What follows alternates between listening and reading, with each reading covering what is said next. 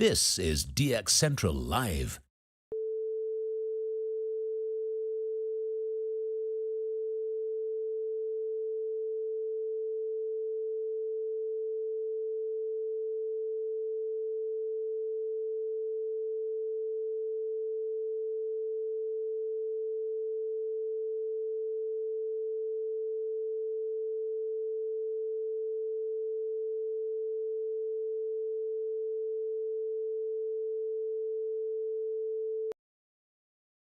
This is DX Central Live.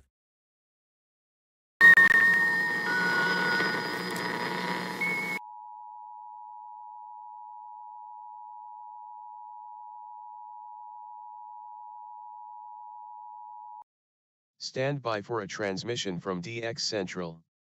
This broadcast is not a test. To confirm reception, please tune your radio to any AM or FM frequency and report your observations during this transmission. Again, this is not a test.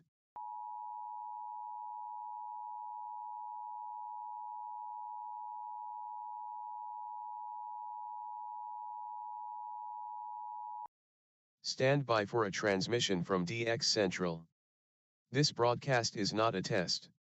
To confirm reception, please tune your radio to any AM or FM frequency and report your observations during this transmission.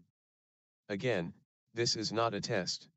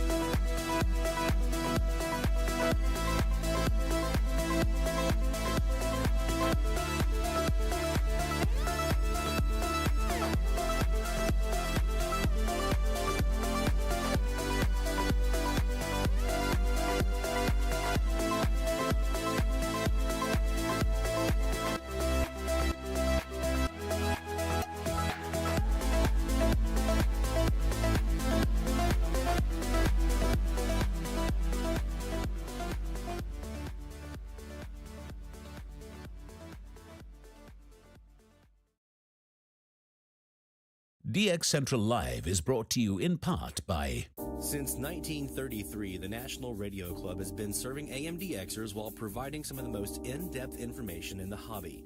From the annual NRC AM log, a must-have reference for domestic station information, to antenna design reference manuals, and of course, the DX News Member Bulletin, which is filled with station information updates, domestic and international loggings, and a whole lot more. Become a member today. For more information, log on to nationalradioclub.org. That's nationalradioclub.org. While the HF bands can be filled with entertaining and intriguing transmissions, how do you know when and where to look? Let Teague Publishing's Global Radio Guide lead the way. In addition to its exhaustive list of time and frequency for international broadcasters, radio hobby icon Gail Van Horn brings you equipment reviews, an SDR buyer's guide, feature articles, and more. Pick up your copy today. Visit teaguepublishing.com for more information. That's teaguepublishing.com.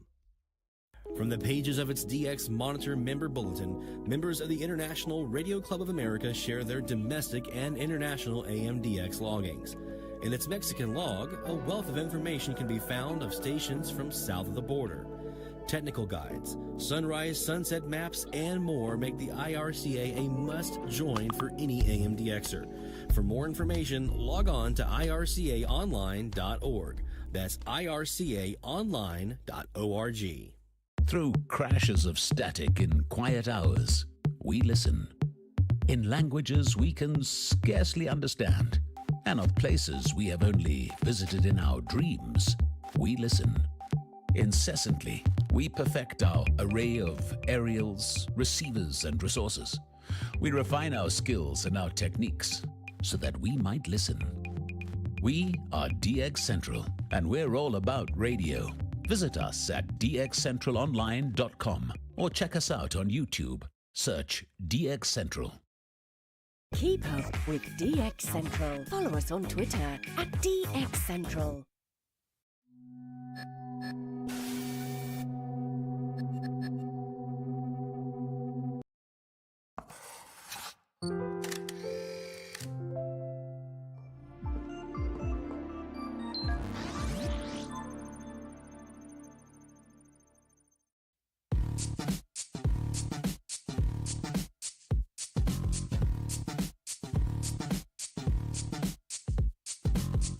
From the Gulf South To your corner of the world. this is DX Central Live. Now here's your host, Lloyd Van Horn. It's DX Central Live from the North Shore Studios here in Mandeville, Louisiana. Good Friday night, my friends. Hopefully a great one wherever you might find yourself this evening, and hopefully some good weather and some good DX for you. What a week we've had down in the basement of the AM radio band 530 to 570, and having some fun down low. We don't get to do the down low stuff a whole lot, right? We kind of usually are further up in the band, so down low is a whole set of challenges. But I had a feeling at some point in the week we'd get a little Latin push, and it wasn't as good as I wanted it to be. I know a lot of you didn't get any of that Latin push, but we did hear. We managed to get a couple of the Latins that we were chasing. I didn't get Costa Rica. Damn, just tried and tried and tried and tried. 549.925. It's just not. I see it. It's there. They're there, and I see them, but I can't hear them. No audio. So we'll keep trying that. I've been stalking them now for months. What's a couple more months or years or whatever. But Honduras made it in this week. Nicaragua made it in this weekend. This week with a nice sign-on in their national anthem. Cuba, Colombia. It was a really good week for Latins here. I know a lot of you guys didn't have that, but we had some folks with some really, really good DX this week. Especially one particular DXer in Illinois who just had a groundbreaking week in his AMDX pursuits. And we're going to be getting to that a little bit later on. We do our shout out. So we'll have those to get to tonight where we get together and we blow the horn of victory in support of each other's accomplishments. Make sure you get that shout out form filled out with your AMDX achievements that you've had in the last week or so. So that counts as new states, new countries, new Canadian provinces, new stations from Louisiana, new stations from Wisconsin, just new logs in general, new gear. Speaking of, I've got some stuff to talk about in that regard tonight. Here's a little sneak peek. I'm going to tell you. What's that? What's this guy? Oh, we're going to talk about that here a little bit later on. So yeah, anything you want to do that you've done in the last week from the AM or FMDX side, we did have a little bit of Tropo here this week. Get those shout outs in the shout out form that I just popped into the chat there, and we'll read yours here on air. We'll blow the horn of victory and maybe some other cool stuff for you depending on what your shout out's about, and we'll get you some pats on the back. It's going to be a long weekend here at DX Central in the North Shore Studios. I was just telling the folks I may be putting a little bed here under the desk. I have the dog's bed pulled over here for her to lay down over here next to me. I may be using that. Put it here on the desk because this is going to be a long weekend. We've got the ARRL International DX Phone or DX SSB contest going on this weekend. It's actually underway right now. It just started here at 6 o'clock Central Time. So 000 UTC. It just started. Dad always told me, it's an old axiom in the Van Horn house, those first couple hours, let the contest just kind of do its thing. As everybody's crowding in, busting pileups is really difficult. So I usually let those first couple hours kind of slide anyway. So we're here with you guys instead. And but we will be joining that contest in progress this evening, and we will be live streaming it here on our YouTube channel and all of our platforms actually. So make sure that if you have not yet done so, that you do subscribe and hit the bell icon so you'll be notified when we go live, because we will be doing that this weekend. Like I said, it'll be tonight. We'll be starting off. I don't know what time yet, because it's going to be depending on when I can get everything kind of up and running and switched out of AM and FMDX into ham radio mode. So we'll be doing that tonight and tomorrow and into Sunday. We'll be doing live streams. So you're going to want to definitely make sure that you subscribe and hit that bell icon so you'll be notified when we do go live this weekend. Also, if you are newer to DX, maybe you're joining us for the first time, we are DX Central. We have a website, dxcentralonline.com, where you can learn more about AM and FM DXing and what all that entails. You'll learn about propagation. You'll learn about different kinds of gear and antennas and how to DX. Like, what is an ID? How do I get an ID? What does that mean? How do I do it? What's important about an ID? You'll learn about that and more at our website, dxcentralonline.com. And don't forget, you can also follow us over on Twitter. I will be putting up /X, I guess. I will be putting up notifications on Twitter whenever we go live this weekend for the contest. So if you are on Twitter /X, make sure you follow us there as well. And you'll also be notified that way whenever we go live. Well, so a lot to get to tonight. We got your shout outs. We've got a week of DX. We've got to wrap up here from 530 to 570. We've got a whole new week coming up here for week 10 of the Medium Wave Frequency Challenge. Can't believe we're already in double digits. That's coming up tonight. So we'll be announcing our new frequencies of the week a little bit later on. But looking at the old clock here, and it's it's 6:53. So that means it's time for some live DX. We're getting close to the top of the hour. We're not there yet, so don't fire off the balloons and the sirens just yet.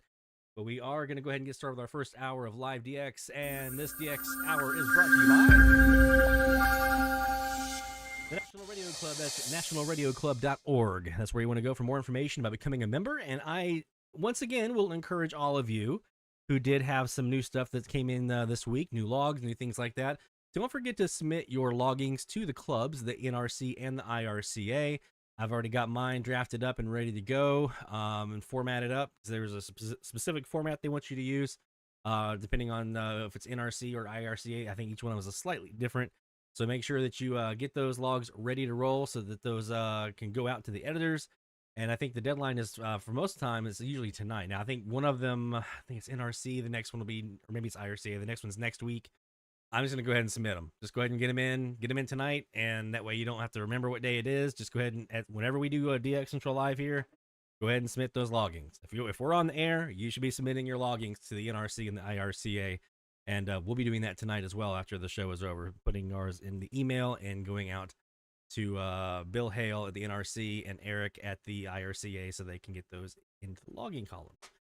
We are sitting here right now on our Perseus SDR. We have two antennas going into there, a northwest-southeast antenna. That's a Superloop. It's 20 feet by 97 feet long, so it's 20 feet high, 97 feet long. And that is vactrol controlled for termination on the backside. Right now, it's pointing at the 305 degrees, so basically northwest, terminating on the southeast side. We also have in this this one right now, we have our 340 degree Superloop out in the front yard. It's 12 by 56, a little bit smaller. but it is pointing at 340 degrees, so a little bit more north of that northwest, and gives us a little bit different look into hopefully Minnesota, the Dakotas. Hadn't done a whole lot with it yet, but we're trying. And we've also got another radio here that we're using, our AirSpy HF Plus Discovery. We have 2 antennas into this one as well. We have a Superloop that's 22 by 73 feet, and that is right now pointed at 15 degrees.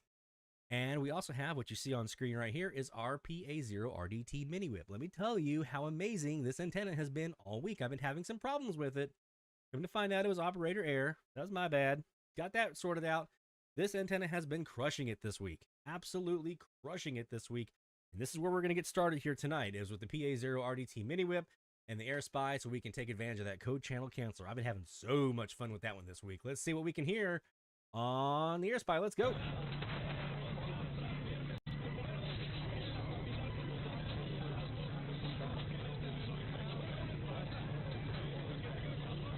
See what you guys are talking about in the Chizad over here.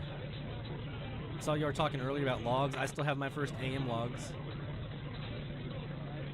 All my old AM QSLs, which I'm going to be scanning in to put on my logbook and my website. I'll have for the Brasstown logs. Some more new gear that came in this week. What's this little guy? Some of you recognize what this is. I know Barry knows what this is. We'll be talking about this little guy a little later on in the program.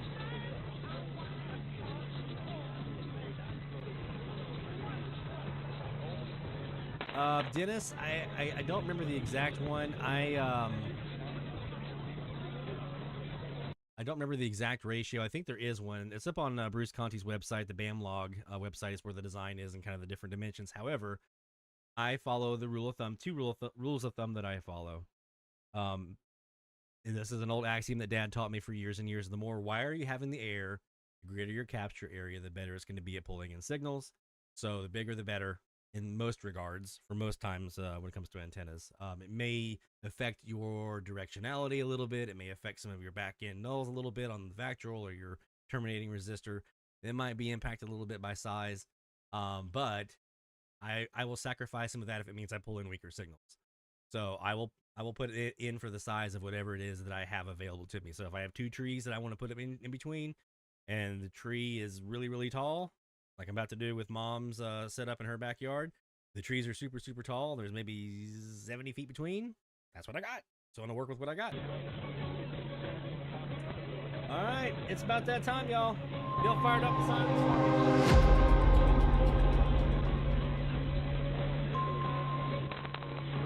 It's top of the hour alert, and that means in AMDX we look for IDs here at the top of the hour. This is the time that it goes in the U.S. and many other places around the world. So let's see what we can find.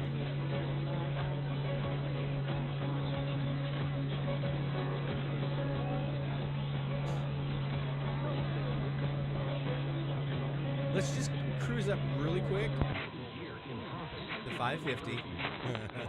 One last crack at Costa Rica. Let's do it.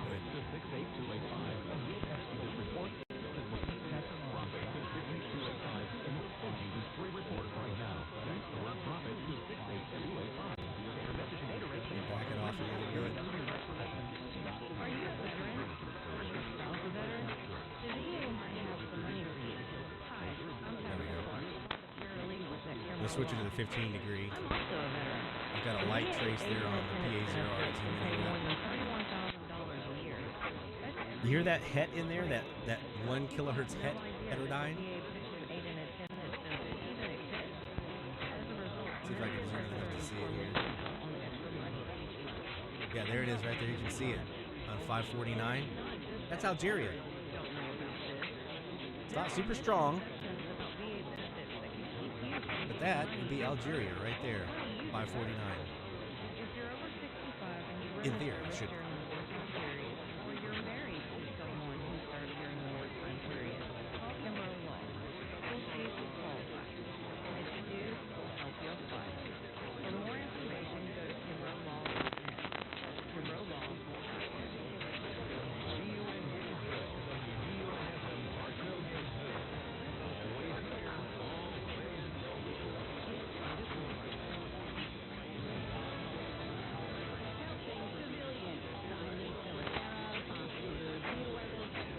There's the 5 pips again.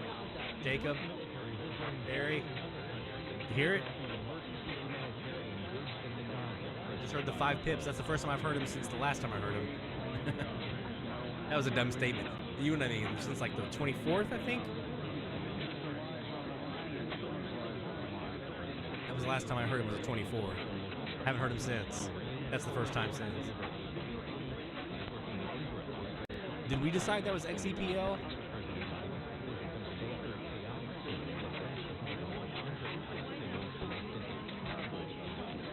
It's right at their gray line too.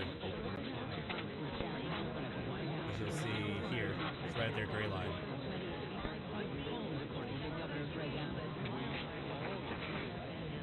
Hey Stephanie.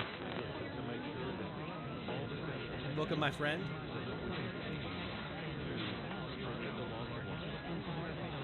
Stephanie did something fun this week that we're going to talk about here in a minute with some Kiwi SDR action. We're going to talk about that here in just a few moments. So we get done with this DX session.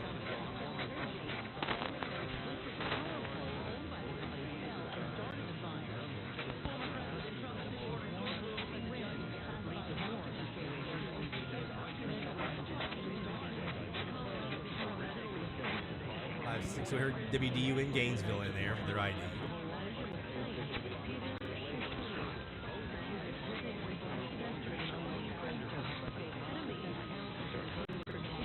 Make sure I'm on my tail killer here.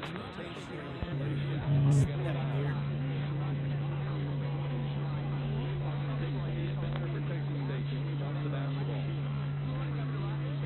So that low head that you hear, that is 549.975. That's XEWA in San Luis Potosi, Mexico.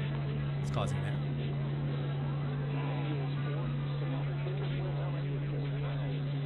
One hopper, the shortstop will catch. That's going to be his counterpart will throw him out, and Brad, that's just a good play there on the opposite side by. This is our first good candidate, though. Let's go ahead and kick in that code channel canceller. See if we can get rid of Memphis. The other day I did this, and we were able to pull out WOOF, woof, in, I guess it's Dothan, Alabama, or it's right there by Dothan, Alabama, here on 560. We could pull them out with a little bit of noise reduction and the code channel canceller engaged. Let's see what we have this time. Equipment and Supply. Memphis and the Mid-South's first choice for construction equipment, supply, yeah, that's Ole Miss baseball. And service. For over 50 years, Rebel Equipment has been the first choice for concrete Memphis is a big, equipment and supply, aerial Ole Miss air tools, station. compaction equipment, and Exmark commercial bores. Rebel Equipment on Shelby Drive, Memphis. We want your business even if you're not a rebel. Let's get rid of them. That's a great coach. And there they go. Gone.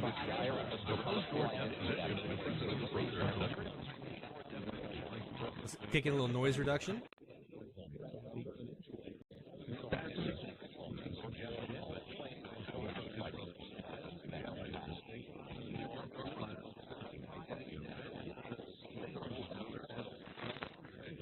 It's amazing. This code channel canceller is amazing.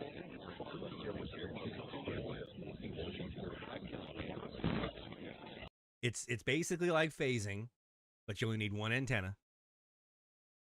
And you can do it live and on a recorded IQ recording. Unbelievable.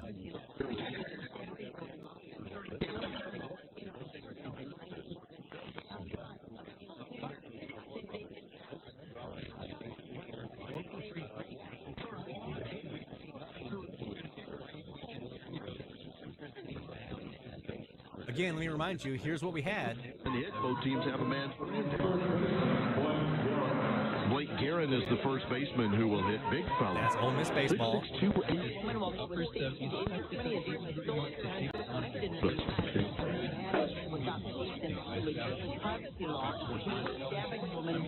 Done.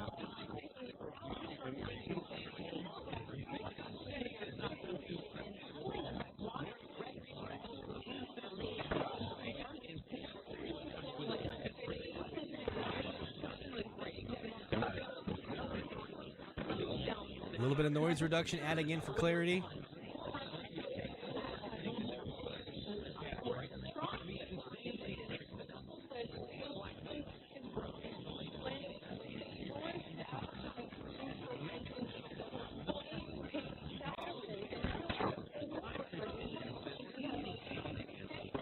counting 3 different stations in there. Four.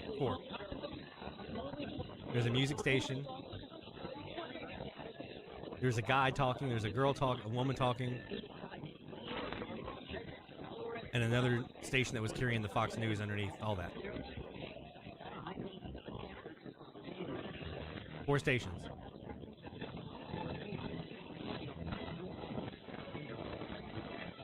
There's another Fox News.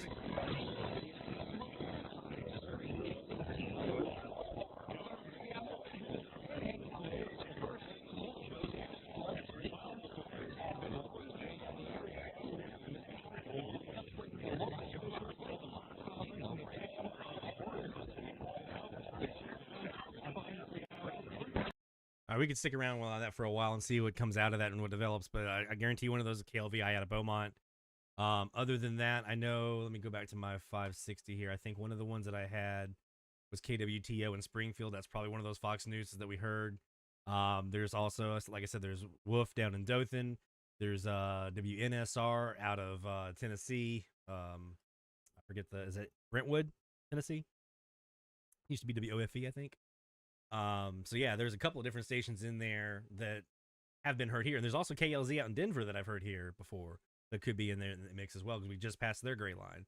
So took out WHBQ in Memphis, which is the dominant station here, took them out of the equation, and there was 4 stations underneath there. That's what the co-channel canceller can do. Simply unbelievable. All right, we're going to take a quick break, and when we come back, we're going to be talking about some more eventful things that happened this week in your DX adventures with your shout-outs that you submitted in the shout-out form. We've also got some gear to talk about. We got this guy to talk about, and what these are going to be doing here pretty soon. We got some RD exploits to get to, some more live DX to get to, and some FMDX stuff to talk about as well, because we had some FMDX this week here on the Gulf South. So don't go anywhere. More DX Central Lives coming right after this. DX Central, because we're all about radio. Visit us at dxcentralonline.com or check us out on YouTube. Search DX Central. DX Central Live is brought to you in part by... Since 1933, the National Radio Club has been serving AMDXers while providing some of the most in-depth information in the hobby. From the annual NRC AM log, a must-have reference for domestic station information, to antenna design reference manuals, and of course, the DX News Member Bulletin, which is filled with station information updates, domestic and international loggings, and a whole lot more. Become a member today. For more information, log on to nationalradioclub.org. That's nationalradioclub.org. While the HF bands can be filled with entertaining and intriguing transmissions, how do you know when and where to look? Let Teague Publishing's Global Radio Guide lead the way. In addition to its exhaustive list of time and frequency for international broadcasters, radio hobby icon Gail Van Horn brings you equipment reviews, an SDR buyer's guide, feature articles, and more. Pick up your copy today. Visit teaguepublishing.com for more information. That's teaguepublishing.com. From the pages of its DX Monitor Member Bulletin, members of the International Radio Club of America share their domestic and international AMDX loggings. In its Mexican log, a wealth of information can be found of stations from south of the border. Technical guides, sunrise, sunset maps, and more make the IRCA a must-join for any AMDXer. For more information, log on to ircaonline.org. That's ircaonline.org.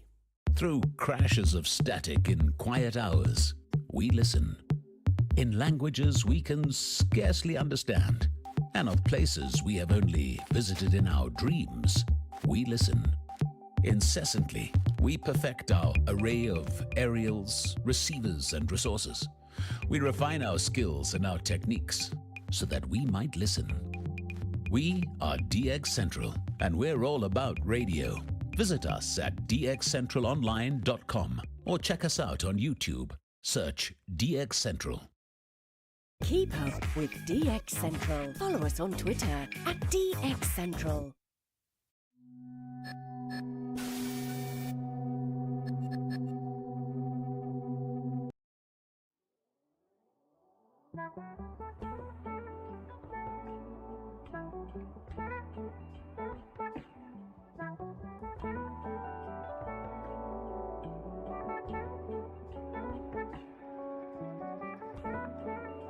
From the DX Central North Shore Studios, this is DXC Live. Now here's your host, Lloyd Van Horn. Yeah, DX Central Live from the North Shore Studios. We got to change the scenery here. There we go. All right, on alert time.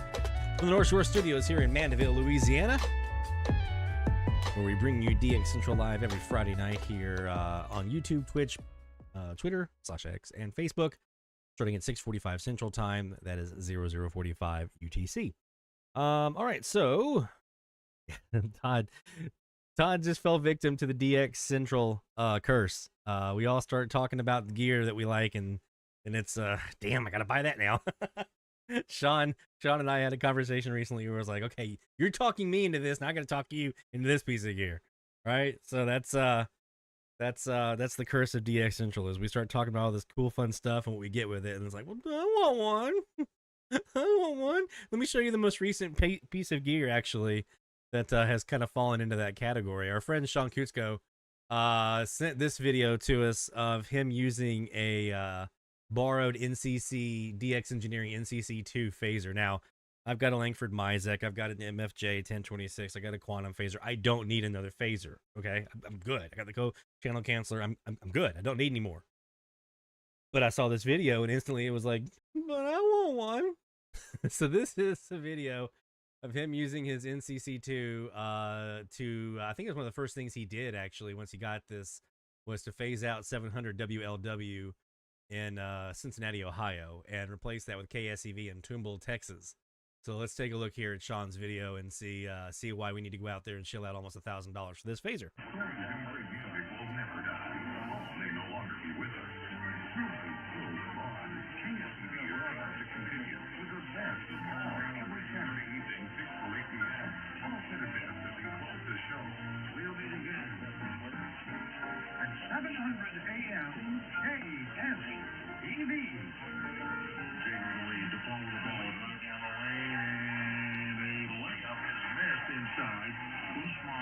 Tried to block the shot, carrying the ground and carried an 83% free throw. I appreciate you stopping by. One of the questions I would ask if I were in the White House press bowl, I'd ask you a question. Were those questions, were those scripted on Seth Meyers? It'd be a simple question. Trey Green and David Queen. That's just amazing. That's amazing. So he's using a combination there of a W6 LVP loop, and he's got a, I don't remember the dimensions on it. It's 135-foot infed. Correct me if I'm wrong in the chat there, Sean. I don't remember the exact dimensions on your infed. But a W6 LVP loop and an infed. And he's feeding those into his NCC2 DX Engineering phaser that he's borrowing from a ham radio friend, N0AX. And, I mean, you can see. I mean, he just a quick turn of the knob, and he goes between KSEV in Texas, WLW in Cincinnati. You basically are able to help turn that bidirectional loop antenna into a unidirectional by getting rid of what's on the one side and leaving you with what's left on the other side. Doesn't always work out that way. Sometimes there are more than one thing coming from a certain direction, so you get rid of one and there's left with the other that's in that same direction. It doesn't always work out exactly like that, but in a sense, in a perfect world, that's what you're doing. You are cutting that loop in half in a perfect world and getting what's on the other side and turning a W6 LVP magnetic loop bidirectionally into, a unidirectional antenna. At least that's the goal. That's the theory, depending on what you might have there on that frequency. So good job, Sean. Thanks for sending that over to us, man. I talk a lot about phasing on our YouTube videos we've done. We got several videos devoted to phasing that we've done here. I talk about it a lot in Slack. I talked about it a lot on Twitter when I was doing a lot of phasing when I first got into it several years ago. It still blows my mind. To see something like that where you have those kinds of dramatic results still blows my mind. After 4 years ago is when I first got into the phasing, and it still blows my mind what you're able to do with it. So kudos, Sean. Hopefully you enjoy that phaser, my friend, while you've got it. And I don't know if we're gonna say entirely that Sean's fortunes on the AMDX band were completely related this week to the phaser. That DX Engineering logo might have gotten him some of this, but I think that Sean also had a direct pipeline to a specific part of the country or a specific part of the continent here. We're going to talk about it in a little bit when we get to shout outs. And I'll tell you, man, when you have one of those DX sessions, or, you know, it's a specific time frame or a day or a night or whatever it might be, where you're just getting absolutely wonderful propagation into one specific area that you don't normally get to, it's like, it's an adrenaline rush. And if that doesn't get you hooked, I said earlier, if that doesn't get you hooked on AM radio DXing, I don't know what will. So we'll talk about that though here in a bit when we get to the shout outs and helping talk about what Sean and others were able to hear this week. Before we do that though, let's talk really quick about this guy. This is a new piece of gear that came in this week. It's a tiny little thing. This is a little 12-ounce Diet Pepsi, and it's smaller than the Diet Pepsi. So I used to think this thing was bigger for some reason. I'd never seen a BeagleBone PC card before, and so I just had an impression this was going to be a bigger unit, but it's a tiny little thing. And this is the Kiwi SDR2. This is the second edition of the Kiwi SDR. That's very, very famous and popular amongst DXers. It's basically, it takes and it puts this little radio right here. You plug an antenna into it right here. You plug your Ethernet cable into it right here, and a power supply right here. And this is the radio, and this takes whatever you're receiving from that antenna and makes it available to DXers around the world in real time, right? So you can set aside, there's usually, I think, correct me if I'm wrong, Jacob, on this one. I haven't read all the literature yet. I know Jacob Hammond up in Minnesota has one of these, the first production run, the Kiwi 1. I think it has 4 connections. Up to 4 is what you can usually do per Kiwi. So usually what I usually have seen is like a person will have 1 to 2 of those set aside for themselves with a password, and then they leave the other 2, whatever, open up for anybody else that wants to connect. So, you know, you can DX virtually, you know, from your living room or wherever you are, right, in that location. So I was doing some DXing this week from Hawaii. I was doing some DXing from coastal Washington this week. I was doing some DX earlier today from Ireland, Donegal, Ireland. Really, really cool. These Kiwi SDRs are amazing, amazing things. It's one of the great innovations to our hobby that has come around, is the ability to, you know, kind of answer that age-old question. I wonder what it's like to DX from wherever. So this is the new one that just came in. This is going to be at Mom's house, to be for GVH, Gail T, Shortwave Central. It's going to be at her place around the corner here from me. And so I just got to set up an antenna, which is where this little guy comes in. This is the W6 LVP Loop Experimenters Kit. So what does this do? So a lot of you guys have the W6 LVP Loop, and you've got this nice big antenna with the, you know, the loop around it, with and this little box on there, and then that connects to your feed line and goes into your shack, and then that goes into your power inserter, right? And that feeds it and amplifies it and does all the other stuff. What this allows you to do is basically create your own version of an antenna. It doesn't have to be a magnetic loop, a perfect loop. Barry Bankston, Crossville, Tennessee, like you guys know, is our top dog week in and week out. He's just hearing amazing things with that CAS that he has at his house. It's not a huge CAS, not a very big one. Barry, if you shoot the dimensions in the chat, I don't remember exactly what the dimensions are, but it's not a very big one. But he uses one of these. It's 12 dB of gain, and uses one of these to feed it. So he plugs one end of the sky. I call it the sky wire of your CAS, and then you have your ground wire on the other side, or vice versa, whatever. With my Superloop that I'm going to put up at Mom's house, it's going to be the same thing. The sky, you know, the top wire will go here, and the ground wire will go here, or whatever. Feed line will come in here. And so yeah, you use this to basically feed those antennas, and then bring that back into, in this case, the Kiwi SDR, and that's your antenna. So you can use these to, that's why they call it the experimenters, because you can experiment with it. You can try it for a DCAT, a Superloop. I would imagine you can use it for a flag. I haven't read specifically some of the literature, but you can use it to build your own mag loop of different sizes if you didn't want to buy, you know, the pre-built W6 LVP. So there's all kinds of things that you can do with one of these little experimenters kits. You can try different stuff out. That's why it's there. So this is what I'm going to be using to feed her Superloop in the backyard. I don't know the exact dimensions yet because I haven't measured it out, and I don't know the height just yet. I need to get my air gun out and shoot a rope up into that tree, those trees there, to get the height measured up. But I can tell you it's going to be oriented roughly 316 degrees, roughly, which puts it right square into like Idaho on the north side, Oregon, Eastern Washington, British Columbia, Alberta. You see what I'm doing here.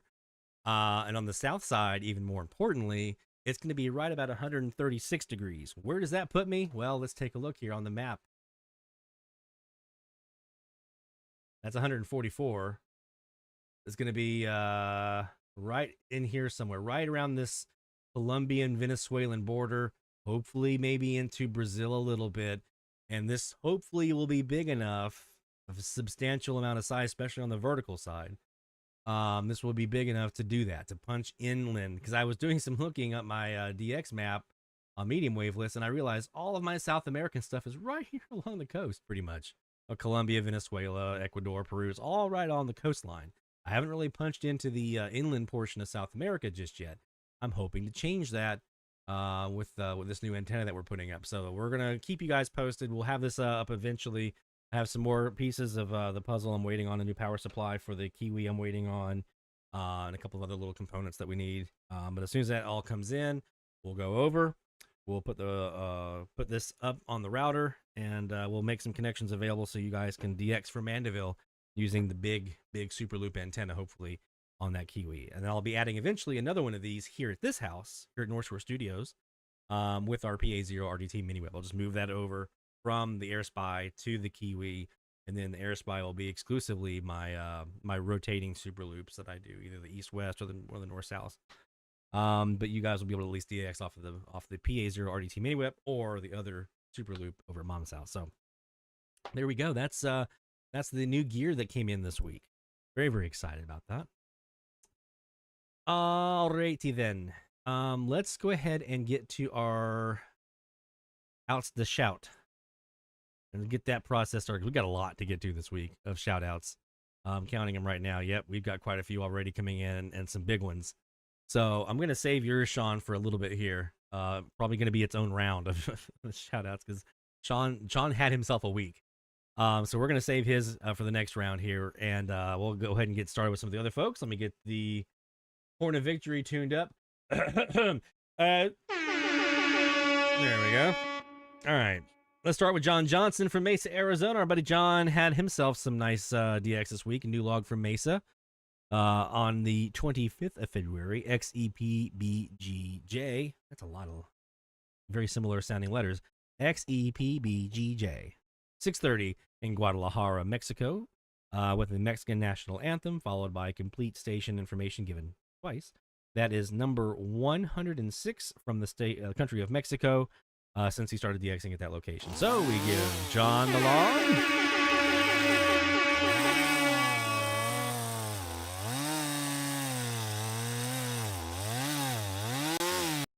All right, and the Horn of Victory blows in his honor.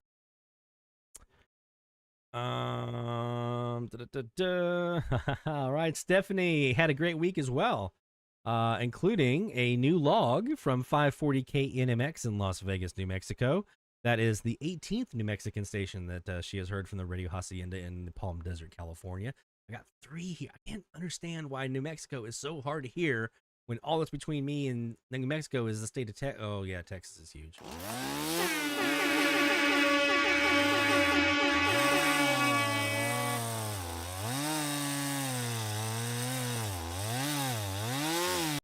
I keep forgetting how big Texas actually is. I mean, it's basically like 4 states between me and New Mexico, so that's probably why I only have 3.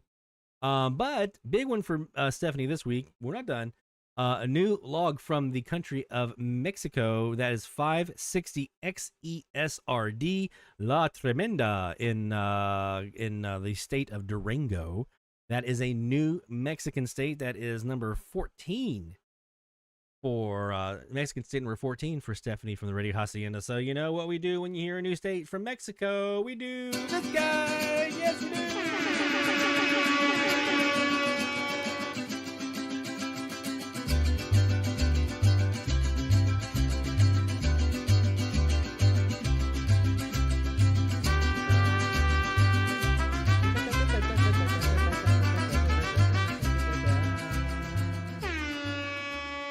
More for good measure there. All right, congratulations, Stephanie, my friend.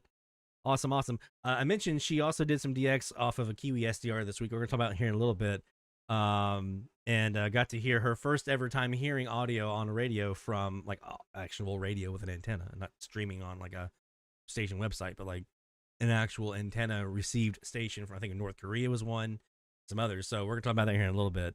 Because it was really cool. It's really cool what we have at our disposal now with the Kiwi SDRs and all the online tuners and stuff. You can do some really cool stuff.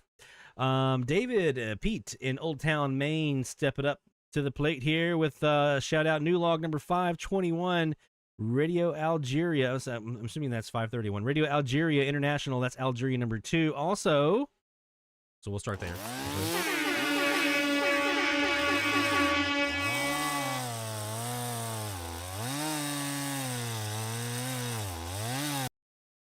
And you guys are going to love this. You're going to love this one because it's time to let a certain mammal outward and into the area. You may say loose. 540 CBK, Saskatchewan, CBK in Watrous, Saskatchewan, for New Canadian Province. My friends, stand at attention.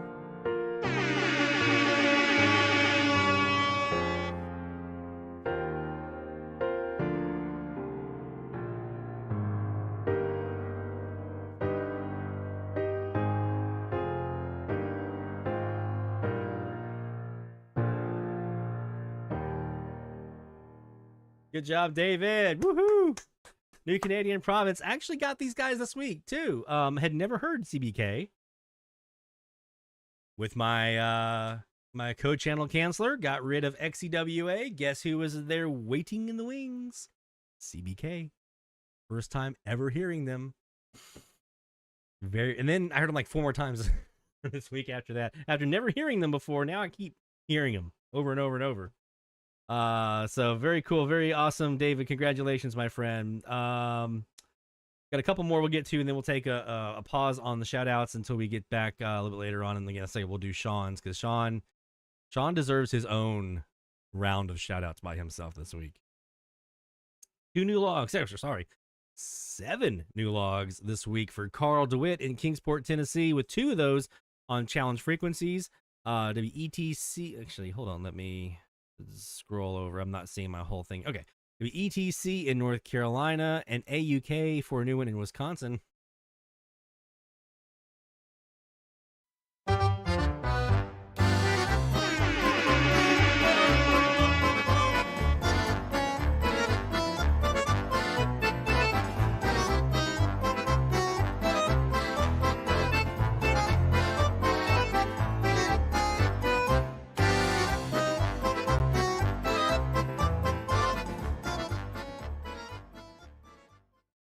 Other new logs include WKZO in Michigan, WVTJ in Florida, WAAX Big Wax in Alabama, WQZQ in Tennessee, and WGOK in Alabama. All new logs this week for Carl in Kingsport, Tennessee.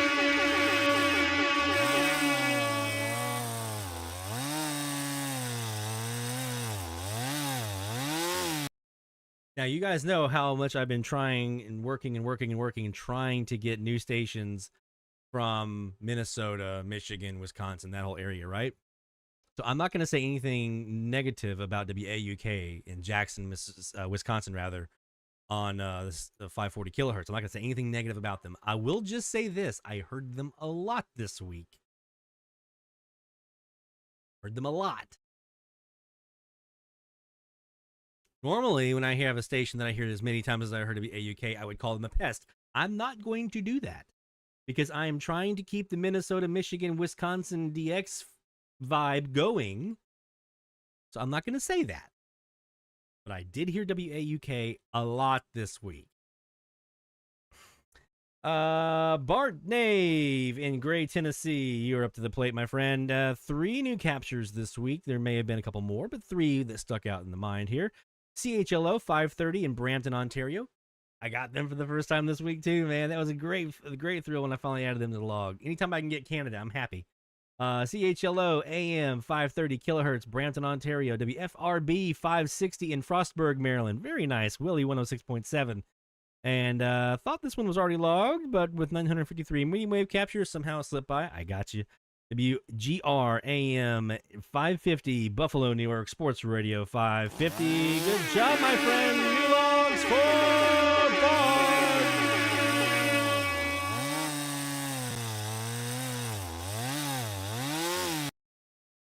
Hey, you guys. Mike Jeziorski, it's your turn from the wonderful country of Mexico, our neighbors to the south. What did Mike do? Well, had some sunrise recordings from today. Today now. Yielded 2 new states. WFJV 1650 in Virginia. That's a new state for Mike. Gives me hope that I'll have a chance to hear them, because I haven't heard them yet. And WJFK 1680, or 1580, sorry, Maryland.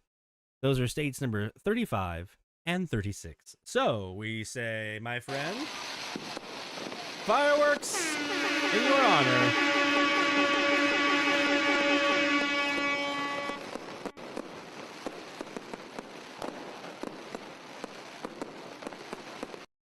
Congratulations, Mike. Anytime you can add a state down south like that, man, that's from down south like that. That's really freaking awesome. And this one just popped up on screen for me. Barry, where you at, Barry? Crossville, Tennessee. Co-channel Chancellor just crushing it for him this week. How about 550 XEPL in Chihuahua, or as my old friend in high school used to say, Chihuahua. That's a new Estado de Mexicano for Barry.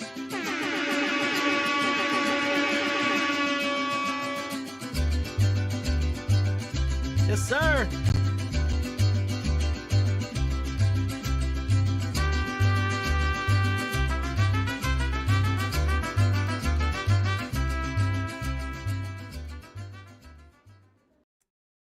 And another one just popped up here on the screen. Warner Robins, Georgia, David bagged 860 CJBC in Toronto this evening. This was the dominant station.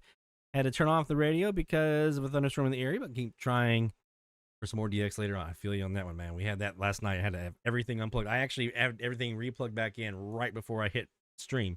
So I feel you on that one. So new log from Toronto for David and Warner Robins. Good job, my friend.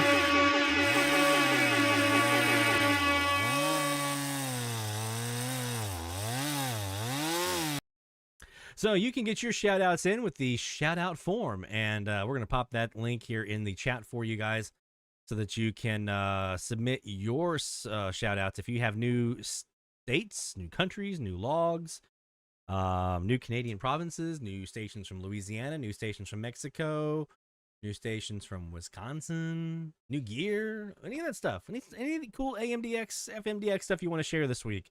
Send it on in. We'd love to hear from you. I know our folks in Boot Crew North, Keegan and whatnot, you guys, Ethan, you guys had some good FMDX from Tropo. Would love to share that with everybody. If you're here and watching and want to throw those into the chat, by all means, get them in there. We'd love to talk about it. So let's do some more live DX here. And as we get ready here, we're about 33 after the hour. We're getting ready here a little bit, about 10, 15 minutes or so. I'm announcing our new frequencies of the week and putting a final nail into the week that was week 9, which is 530 to 570. So we're gonna do one more look here and see what we did, what we caught here at the top of the hour on our frequencies on the Perseus on our Jaguar software, and then we'll transition over to our new frequencies of the week. I'm very excited about this frequency range. Now, having said that, there's not a lot of new stuff in here that I think I personally will be able to get. I think I may be wrong, but I think I've got most of what I can get in this frequency range, with maybe one exception. Maybe one of the top end frequency here, I might have some opportunities in. I haven't really spent a lot of time on this one frequency, but the other 4 or so, I think those are pretty well tapped out here at Manu. Now, having said that, we'll see what happens, right? But I do enjoy this range because there are some stations in here that are welcomed visitors whenever they come in. Whenever I get to hear these particular stations, it puts a smile on my face. So I'm looking forward to at least visiting some old friends. We'll say that. How about that? So very excited about this range this week. Even if it's not going to net me a bunch of new ones, it's just going to be some fun DX. It's going to be some really fun DX. And maybe if we squeak out one or two new ones, that's cool too. This hour of Live DX brought to you by National Radio Club. That's nationalradioclub.org. Jacob says 1430 to 1470. Interessante. Interesting range there, man. That'd be a lot. That'd be a bunch. I mean, even if we excluded 1450 from that equation, that's a lot. That's a lot of grind on that one. We are going to be doing some grinding. We're going to have some weeks here coming up over the next month or so where it's going to be a grind. Okay, so get your stretching done now, because we're going to be grinding. But this is not going to be one of those weeks. This is going to be a fun week. A little more laid back, a little more open, a little more breathing room, but with some stuff that's still challenging to have fun with. All right, let's look and see, what do we catch here at the top of the hour, and then we'll come back to live again. But what do we catch at the top of the hour on 570 here on the Perseus?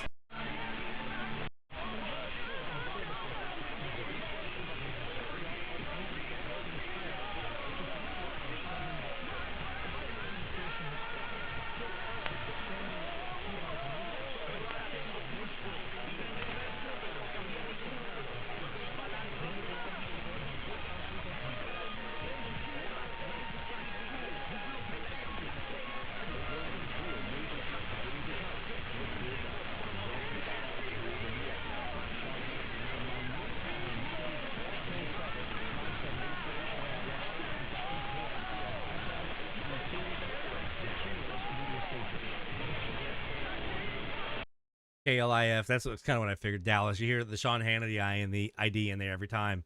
That's, if you hear Sean Hannity doing an ID on 570, more than likely that's KLIF in Dallas. They're the main one in there. So, and there was also a music station in there, which I would imagine is probably XEBJB Holtebe,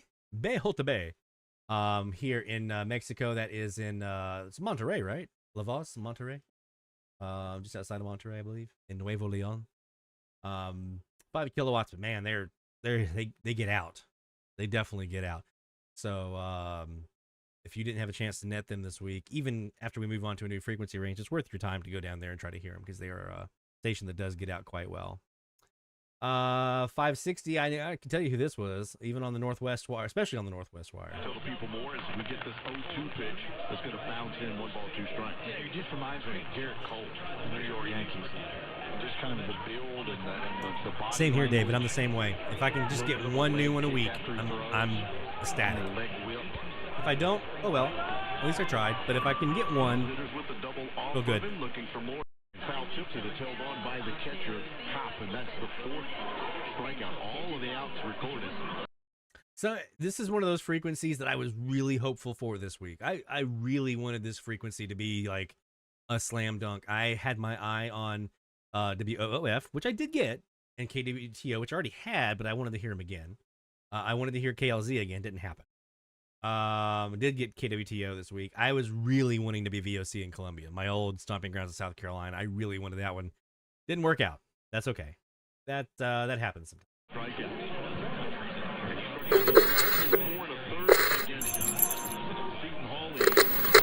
out 11 against Auburn in his 6 innings before they touched him up and got to the bullpen.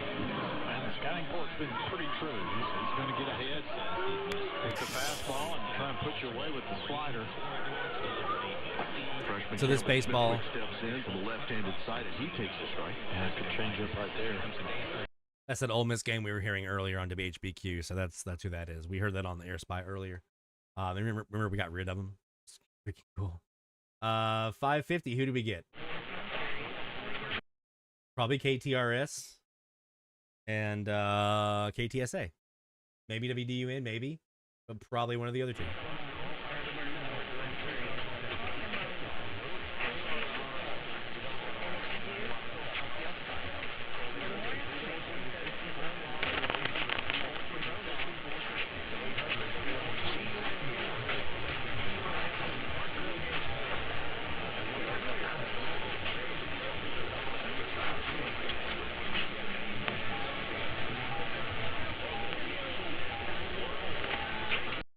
There's our 5 pips. So that was what we caught at the top of the hour. That was the 5 pips. And that was even stronger than it was on the PA0 RDT mini whip. This one's pointing northwest. So maybe that's a clue. Maybe it was XEPL. I don't know. But I know, Jacob, you said you'd heard XEPL again other times of the week and didn't hear the pips. This is the first time I've heard the pips outside of 0400 UTC. Every other time that anyone else has heard the pips, and Gladys, was at 0400 UTC. This is the first time there was 0100. So that's the first time I've heard them outside of the normal time frame. So, man, I don't know who that is. We got to figure that out. We got to figure out who's got the pips besides Gladys. 540. Actually, let me go back here. Like, who did we get?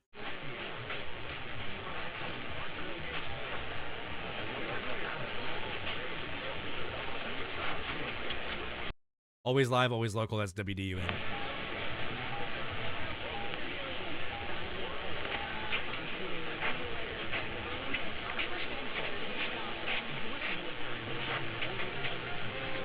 I didn't catch you. I think one of those was DUN. Probably the other one that was just up there with ABC News is either KTRS or KTSA. I don't remember which one's which on that freak. Let's go to 540.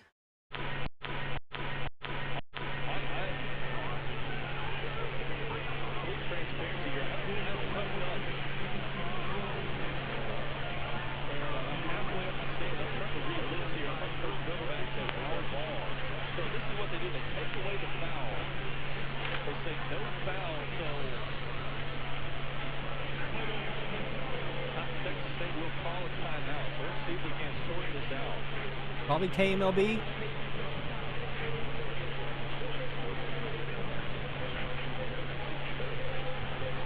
is where it would be really nice to be courtside right now, about halfway up here in Spokane Arena. Well, they called a foul on Brianna Harris. I'm pretty sure that's KMLB in Monroe. Everybody headed to the other end of the floor. Kaija Miles was about to come back. It's the game 4 for Brianna Harris. The Cole and Kaija back as all 3 officials gathered together in the middle of the lane. And then they said, we're going to the other end of the floor, no foul. So that was strange right there. Really would love an explanation. Hey Keegan, if you did anything with the Troppo this week, I know you and Ethan, you guys had some pretty good stuff this week. So if you got any of that Troppo, make sure to throw that on the shout out form. I want to talk some FMDX tonight. The officials of what the nature of that conversation was, why they took away the foul there, I have no earthly idea. The score 74-73. 10.7 seconds to go. It is Texas State basketball, and the timeout advances it into the front court. Sanaya Wells, Nunu Bradford, J.K. Johnson, Kaija Miles, Caitlin Daniel. With 10.7 seconds to play. They'll go for the steal initially, try to force the 5-second violation, and then you got a foul. Yeah, that's kind of what I was afraid of with VOC. That I wouldn't be in their pattern. I actually have a look at that on the map. Dixon, the inbounder for Texas State, bounce the basketball. Looking for somewhere to get it in. They don't have any timeouts to get it into Foster. Hayden Mangler quickly fouls Jalen Foster. Texas State to the free throw line. Daniels 4, so now 4 Warhawks with 4 fouls. Lauren Gross will come in. Brianna Harris will come in. They take the place of Manuel Miles. Oh, yeah. Harris with 4, Gross with 4. Right at me. They're protecting Beaumont. Bounces in the second at the shooter's roll. Texas State leads by 2. 9.9 seconds to play. That makes sense. Left-handed. Let it go, and to hit a post. Bobcats by 3. Gross misses into Bradford. Bradford into the front court. In and out dribble. Drives into the lane, kicks out to Harris. Harris a 3 with a hand in her face. No. Bradford pulls down the rebound, throws it up. Nothing matters. Texas State wins. They knock off ULM. Yeah, ULM, Louisiana Monroe. That's who that was. Basketball. So that's one we've heard all week. Let's go back to Live DX. Obviously, we had 5:30 as well. Radio Encyclopedia and Rebellion, and I did hear CHLO once this week on the PA0 RDT anyway. By the way, that's Encyclopedia.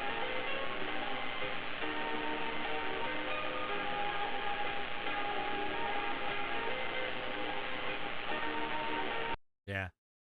Let's go back to Live DX here for another minute or two before we do a quick break.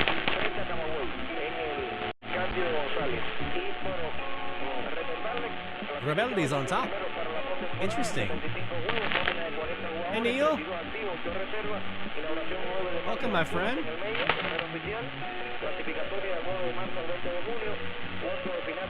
So yeah, you got Rebellion on top with the pop with the talking. Music underneath is Encyclopedia.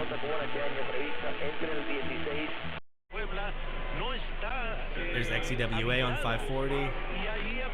The style that we want to play, and this is the principles upon which we probably KTRS having those conversations on the Northwest Wire, so I'm guessing that's who that would be. HBQ again. KLIF. All right, that's about what I kind of expected. So coming back live again after that top of the hour sequence, we're coming back to kind of settling in that nighttime pattern that we usually get. Really, the gray line, man, sunset, sunrise is so important for DX. Especially, I'll give you guys the kind of one of the talking points here. We're going to talk more about this month, but this first couple of weeks of March is such a great time to be getting up early, doing some sunrise DX, or let your recorders run live or run recording all morning. Start like an hour or so before your sunset, an hour and a half before your sunset, or sunrise. Hour and a half before your sunrise. Let it roll for about 30 minutes to an hour after your sunrise or so. Shouldn't take up, just continuous. Like I'm gonna set aside several days during this time frame to just record the entire damn morning, several hours of IQ recordings and just the whole thing. And even with, I know we usually just look at the top of the hour, but this time of the year, you're going to have some stations that are, because they calculate your time that you're supposed to switch your pattern, your power, and things like that based off of your sunrise, sunset at the 15th of the month. Well, that's going to be after we change times, when we move back an hour up, right? We spring forward, right? It's going to be after that. 15th is after that because we spring forward on the 10th. So that calculation is going to mean you're going to have an hour later of those times when you're supposed to switch for these first 2 weeks. It's going to be well over an hour difference in there. So, or in this case, kind of an hour early. So they'll still be in darkness, but they'll be on their daytime power, their daytime pattern. So you, for the sunrise stuff. So you definitely want to spend some serious amounts of time. Sunset's also cool too. You're going to get some good stuff sunset. And I've always said equinox, especially as you get close to those gray lines, the terminator line between darkness and light, that line gets more straight up and down. Some really freaky stuff starts happening around equinox when it comes to propagation. I can't explain it. Certain bands of HF, really like 17 meters and 15 meters, really start acting really, really funny around equinox. I've noticed over the years. AM can do that too. So sunset's going to be a really great time to DX as well, but you definitely, at least these first 2 weeks of the month, between now and the 15th or so, or at least the 10th, between now and the 10th, we'll say that, between now and the 10th, you want to spend as much time as you can either live sunrise recording or recording your sunrise and then doing it later on, because there is going to be some really good DX that you can only hear this time of the year. And that terminator line is going to be mostly up and down. So you're going to hear stuff up and down that terminator that you don't hear at other times of the year. So cool stuff on the way here. Let's go ahead and do a quick break. When we come back, more live DX heading your way. So go anywhere. DX Central, because we're all about radio. Visit us at dxcentralonline.com or check us out on YouTube. Search DX Central. DX Central Live is brought to you in part by... From the pages of its DX Monitor member bulletin, members of the International Radio Club of America share their domestic and international AM DX loggings. In its Mexican log, a wealth of information can be found of stations from south of the border. Technical guides, sunrise, sunset maps, and more make the IRCA a must-join for any AMDXer. For more information, log on to ircaonline.org. That's ircaonline.org. While the HF bands can be filled with entertaining and intriguing transmissions, how do you know when and where to look? Let Teague Publishing's Global Radio Guide lead the way. In addition to its exhaustive list of time and frequency for international broadcasters, radio hobby icon Gail Van Horn brings you equipment reviews, an SDR buyer's guide, feature articles, and more. Pick up your copy today. Visit teaguepublishing.com for more information. That's teaguepublishing.com. Since 1933, the National Radio Club has been serving AMDXers while providing some of the most in-depth information in the hobby. From the annual NRC AM log, a must-have reference for domestic station information, to antenna design reference manuals, and of course, the DX News Member Bulletin, which is filled with station information updates, domestic and international loggings, and a whole lot more. Become a member today. For more information, log on to nationalradioclub.org. That's nationalradioclub.org. Through crashes of static in quiet hours, we listen. In languages we can scarcely understand, and of places we have only visited in our dreams, we listen. Incessantly, we perfect our array of aerials, receivers, and resources. We refine our skills and our techniques so that we might listen. We are DX Central, and we're all about radio. Visit us at dxcentralonline.com or check us out on YouTube. Search DX Central. Keep up with DX Central. Follow us on Twitter at DX Central.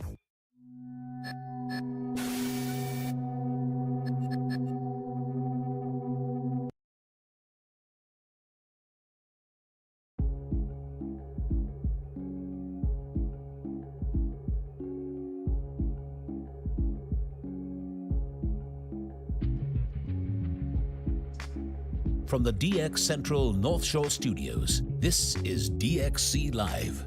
Now here's your host, Lloyd Van Horn. It's DX Central Live here from the North Shore Studios in Mandeville, Louisiana. Good Friday night to you all, and we've got a great night of DX, hopefully a great week of DX on tap here as we get ready to enter week 10 of our medium wave frequency challenge. And I saw 1430 through 1470. That's a big chunk. We're not doing that this week. But let's see what you guys think we might be getting in here. What do you think? You got any ideas? Like I said, it's going to be kind of open, a little more casual, a little more laid back, but some opportunities for some pretty cool stuff. There's going to be one of you this week that gets a new state. I'm predicting it. One of you this week will get a brand new state that you've never heard before. That's my prediction off of this new frequency range. Ready? Let's go.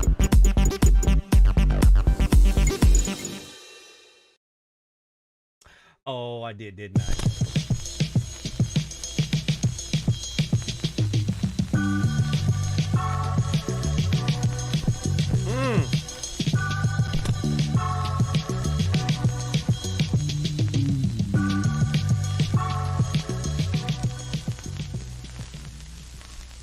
Somebody's going to add Wyoming this week with KTWO on 1030. I just have a feeling. I just have that feeling. Somebody's going to add New Mexico that doesn't already have them off of KCKN on 1020. I just have a feeling. Somebody's going to use that code channel canceller or a phaser or something to get rid of KDKA or WBZ or whatever else you might have going on. Somebody's going to get a new state this week. I just have that feeling. This is going to be interesting. All right, so let's go ahead and get ready for this week's frequencies of the week. We're going to go ahead and load up on the Perseus to 1,000 kilohertz. I really wish, I was hoping that KNWN was going to continue to be on their daytime pattern for a while during this week. It didn't work out. They're back on their nighttime pattern again. Apparently they fixed their stuff, so maybe some folks might have a shot at Washington, but I was really hoping that we could catch them while they were still in their daytime pattern. Maybe they would get back to that. Maybe they'd have some problems with it and have to go back. I don't know. I don't want to wish problems on anybody that has to be fixed and cost money, but I would love to get some other folks a chance to get Washington in their logbook. But we do have some good stuff in here. So let's go ahead and take a look at what we do have available to us this week. This hour of Live DX, though, is brought to you by the International Radio Club of America, IRCAonline.org. That's where you want to go for more information about becoming a member of the IRCA today. All right, so 1,000 we know we have here. Out west, KNWN, former Como. Here in the central U.S., we've got KTOK in Oklahoma City. We got XEOY down in Mexico City. Tough. Two tough ones to get rid of. Out east, we've got WMVP in Chicago. Tough to get rid of. So it's going to be interesting on 1,000 this week. Someone slipped the $14 to the engineer to do us a favor. Yeah. Let's arrange a not DX test, right? All right, let's go. Let's actually flip over to the Air Spy. I want to test out and see what we can do with this co-channel canceller on this week's frequency range. I think this might be an interesting one to do it with. So let's go ahead and go start off on 1,000. Let's turn off the canceller real quick and off on the noise reduction. Flip over to the PA0. We are on the PA0 RDT Mini Whip, and let's see what we got. Well, for one thing, I've got 990, a local station, so I have to switch this to upper sideband, so not going to be able to co-channel cancel.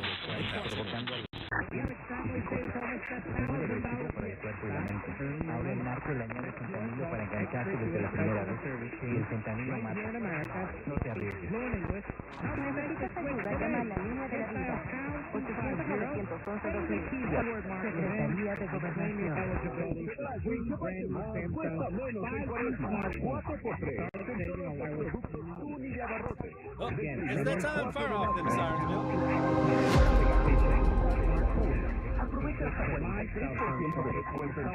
Top of the hour time frame is here. Let's go back to the Air Spy and see what we got. And the form should be live here in just a few moments. So you can go live at 8 o'clock.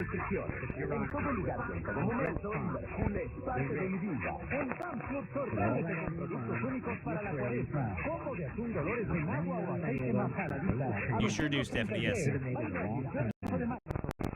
Or I think you can do an AM as well. But I think DSP, sure.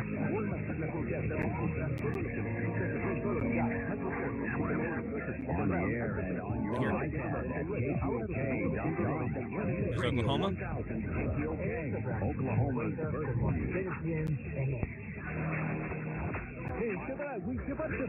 Let's try 1020 really quick. Let's see what we have on 1020. Let's see if we can get New Mexico tonight. And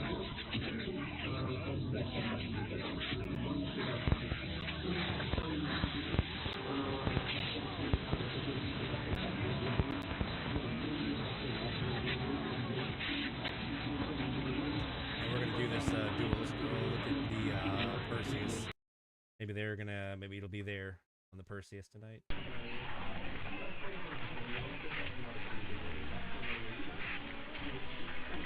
Oh, not really.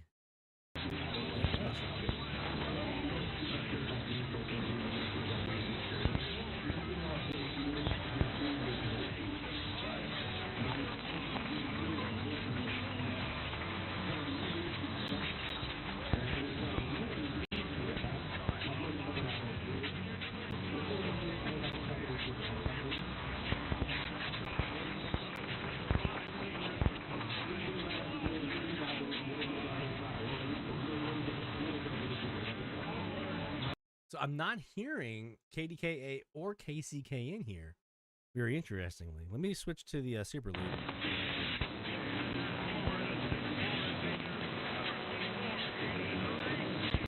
Ah, good call. Let's check it out, Mike. Moderated See how by much brighter that Super David Nichols, Michael Reeves, and John Tweedown, answering questions on assurance, sanctification, and Christ's intercession for his people. Well, thank you for submitting your questions this afternoon, and we'll jump right in. The question is, whether the conversation with this one, that he is the servant of Christ Jesus, who is God, which he promised beforehand through his prophets in the Holy Scriptures, concerning his Son who is descended from David. I'm guessing that Spanish music is probably QR, isn't it? Right? The Spirit of holiness by his resurrection from the dead, Jesus Christ our Lord. So that his Paul is walking through his gospel in a way that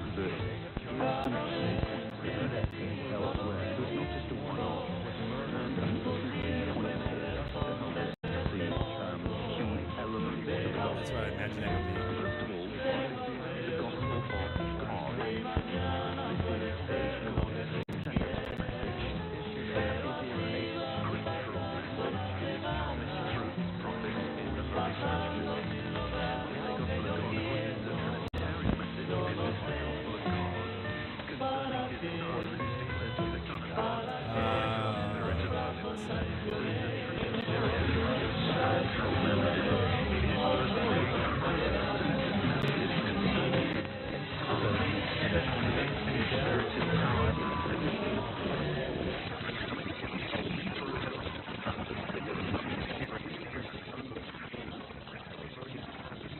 Yeah, that's kind of, I was thinking it was XQR.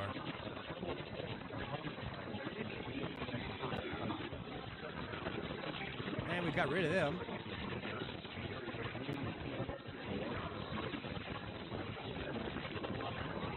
Oh man, Jacob. I would love it.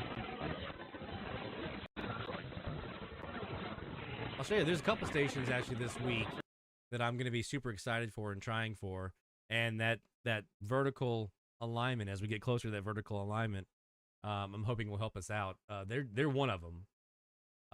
The other one is KXEN in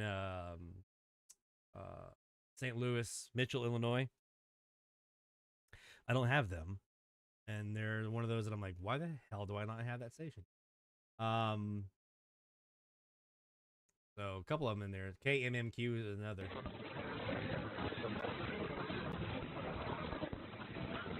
I don't know why I don't have KMMQ.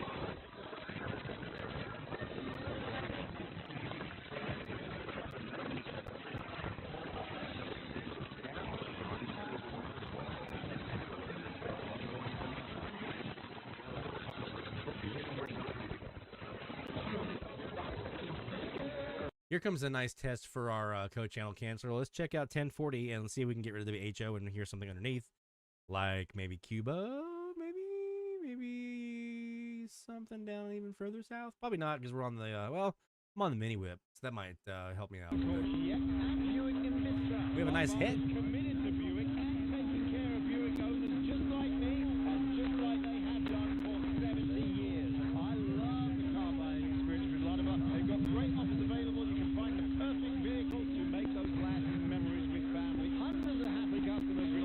Around 1040.0062. And when you choose Ladabah Buick GMC for your next vehicle, you're going to experience honest pricing, a wide selection, and unparalleled. Hear that wobble in there? It's Maya Beck in Maya Beck A in Cuba. 168 First Avenue, East in Newton. Online at LadabahCars.com. Ladabah Buick GMC. You tell them time to set you. Today's marketers reported a Chief Brand Officer for America. Oh, because of winds, David? That's one I actually hope I hear this week. I don't have winds yet here. We have new information coming out on a regular basis. Being able to feed that information to the audio format makes being nimble and pivoting easy, and that's what I really like about it. As the #1 audio company, iHeartMedia gives marketers access to the audience influencers. So yeah, there's that wobble, and that's, you know, again, that wobble is not a jammer. That's just a really poorly modulated transmitter.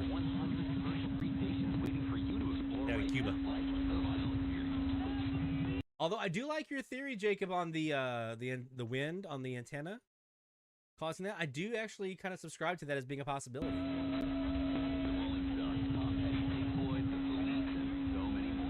Whoa, what happened here on 870? Whoa.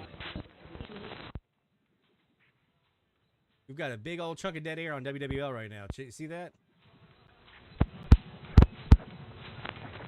Record.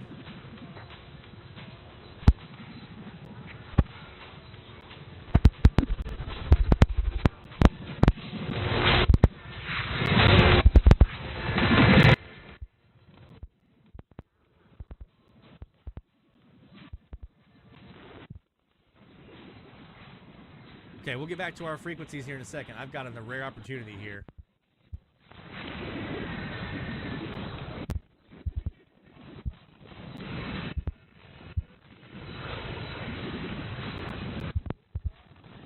Don't know why 870 is off the air.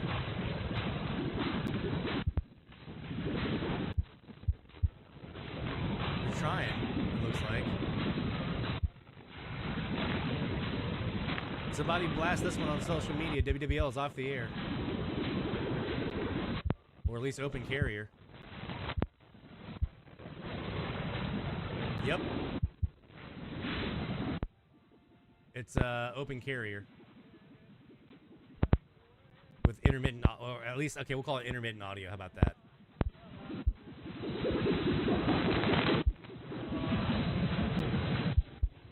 This never happens.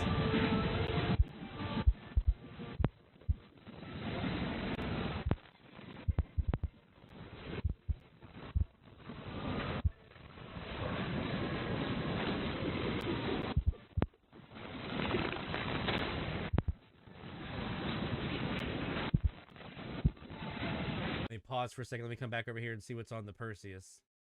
Probably just those big lumpies in there. Yeah. Transmitter's still up. There's a problem in the studio, it sounds like, getting audio out. So this recording on the AirSpice would be my best bet.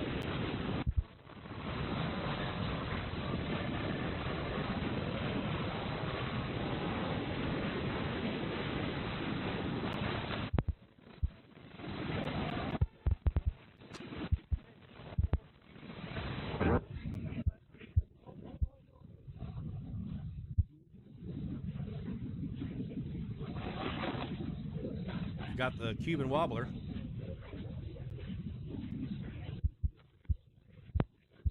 That's radio reload.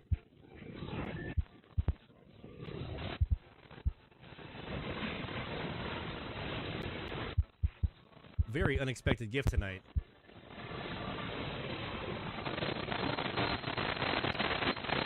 We do. Oh, here they come. They're back.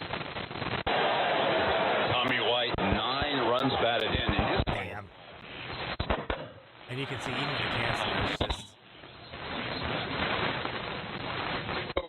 See how wide I'd have to get it with the cancer to get rid of them? That's, damn. So yeah, we had Rouleau in there with the wobble underneath in their wake. That popping kind of made it kind of difficult to really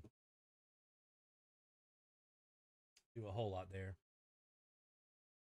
And on my Perseus, it was just dead air with the occasional pop, pop, pop. But, oh well.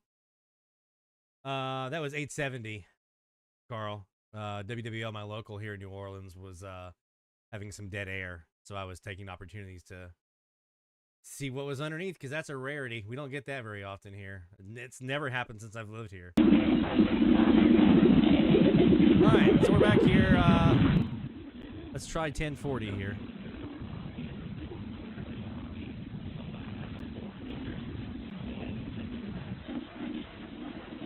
We'll take off the co-channel cancer.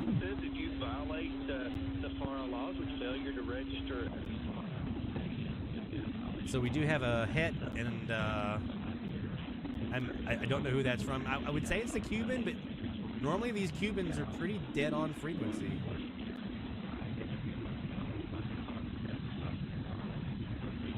It's around 1040.006. I know we've got a hit down at 1039.72. That's Mexico.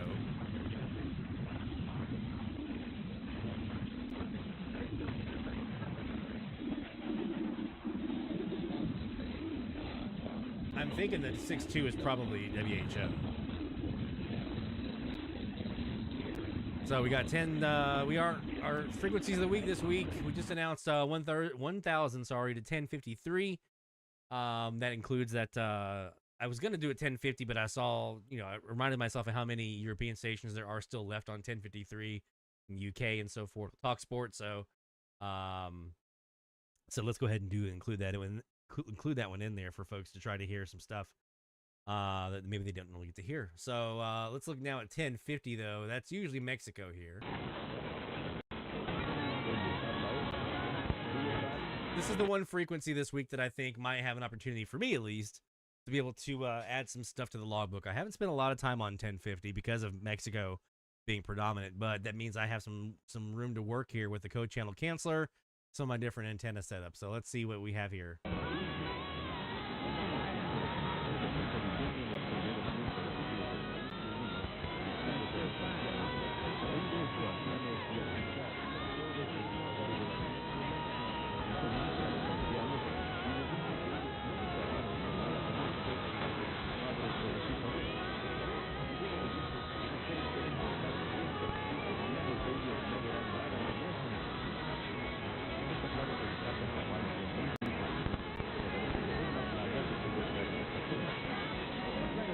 Country station in here.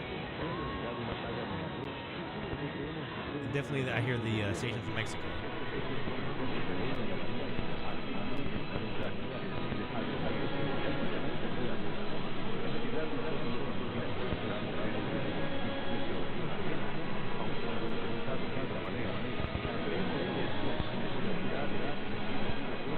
Is that an echo?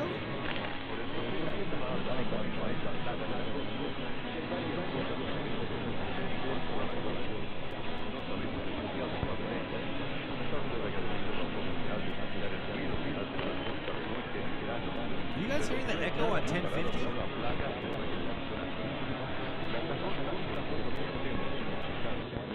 Oh, never mind. I know why. I have my Perseus running. That's why. The Perseus and the Air Spy were both running. Oh, wow.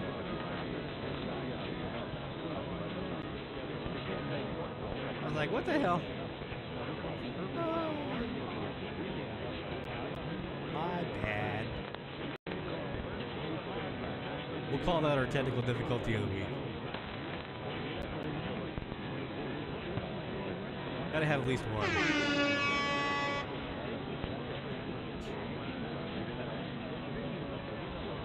All right, so that'll probably take some time to kind of get in there and really kind of see what dominates or rises to the top on 1050. So we'll come back to that here. We got plenty of time tonight to get back to it. But before we go any further, we're going to take a quick break. And when we come back, I want to tell you the tale of the week that was for our friend Sean Cusco, KX9X up in Champaign, Illinois. Because it was a story for the ages, one that deserves to be told. And we have a special segment coming up. The week that was for Sean. So don't go anywhere, my friends. More live DX is heading your way right here on DX Central. DX Central, because we're all about radio. Visit us at dxcentralonline.com or check us out on YouTube. Search DX Central. DX Central Live is brought to you in part by... From the pages of its DX Monitor member bulletin, members of the International Radio Club of America share their domestic and international AMDX loggings. In its Mexican log, a wealth of information can be found of stations from south of the border.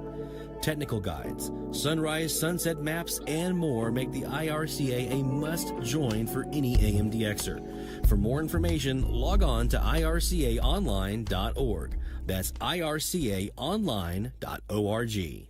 While the HF bands can be filled with entertaining and intriguing transmissions, how do you know when and where to look? Let Teague Publishing's Global Radio Guide lead the way. In addition to its exhaustive list of time and frequency for international broadcasters, radio hobby icon Gail Van Horn brings you equipment reviews, an SDR buyer's guide, feature articles, and more. Pick up your copy today. Visit teaguepublishing.com for more information. That's teaguepublishing.com. Since 1933, the National Radio Club has been serving AMDXers while providing some of the most in-depth information in the hobby. From the annual NRC AM log, a must-have reference for domestic station information, to antenna design reference manuals, and of course, the DX News member bulletin, which is filled with station information updates, domestic and international loggings, and a whole lot more. Become a member today. For more information, log on to nationalradioclub.org. That's nationalradioclub.org. Through crashes of static in quiet hours, we listen. In languages we can scarcely understand, and of places we have only visited in our dreams, we listen. Incessantly, we perfect our array of aerials, receivers, and resources. We refine our skills and our techniques so that we might listen. We are DX Central, and we're all about radio. Visit us at dxcentralonline.com or check us out on YouTube. Search DX Central. Keep up with DX Central. Follow us on Twitter at DX Central.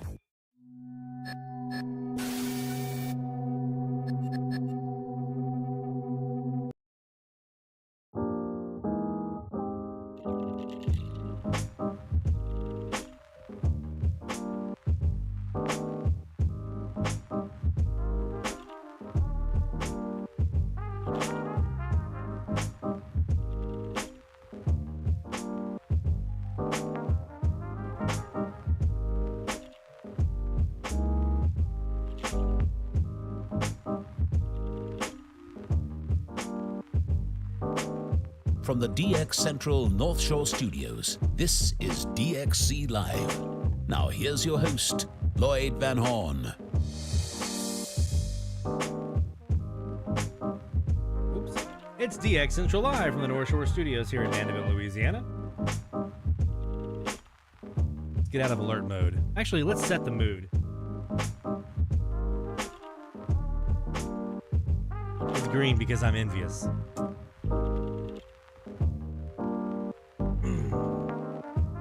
You guys ready for this? DX Central Live every Friday night from the North Shore Studios here in Mandeville, Louisiana. We bring you AMDX, FMDX. We do shout-outs where we pat each other on the back and talk about the wonderful things that we heard during the course of the week. We celebrate together. And in 4 years now of doing DX Central Live, and most of that time we've been doing shout-outs. Been doing shout-outs for a while now. I don't remember any DXer having a week like Sean Kutsko in Champaign, Illinois. He's a ham radio operator KX9X. I don't remember another DXer having a week like Sean had this week. It was definitely one for the ages. We're going to tell you the story, the tale of the week that was for Sean Kutsko. You guys ready? For the challenge. This is Sean talking, by the way. I'm reading as if I'm Sean. Actually, let me do one thing really quick. I need to do a little. That's gonna get loud. I don't want to be too loud. Okay, here we go. So this is Sean relaying the story to me. For the challenge, I managed 19 stations, including 5 new logs. KMLB 540 Monroe, Louisiana. XEWA 540 San Luis Potosi, Mexico, at a distance of 1,448 miles. The AAX 570 in Gadsden, Alabama. Big wax. That's still a little loud.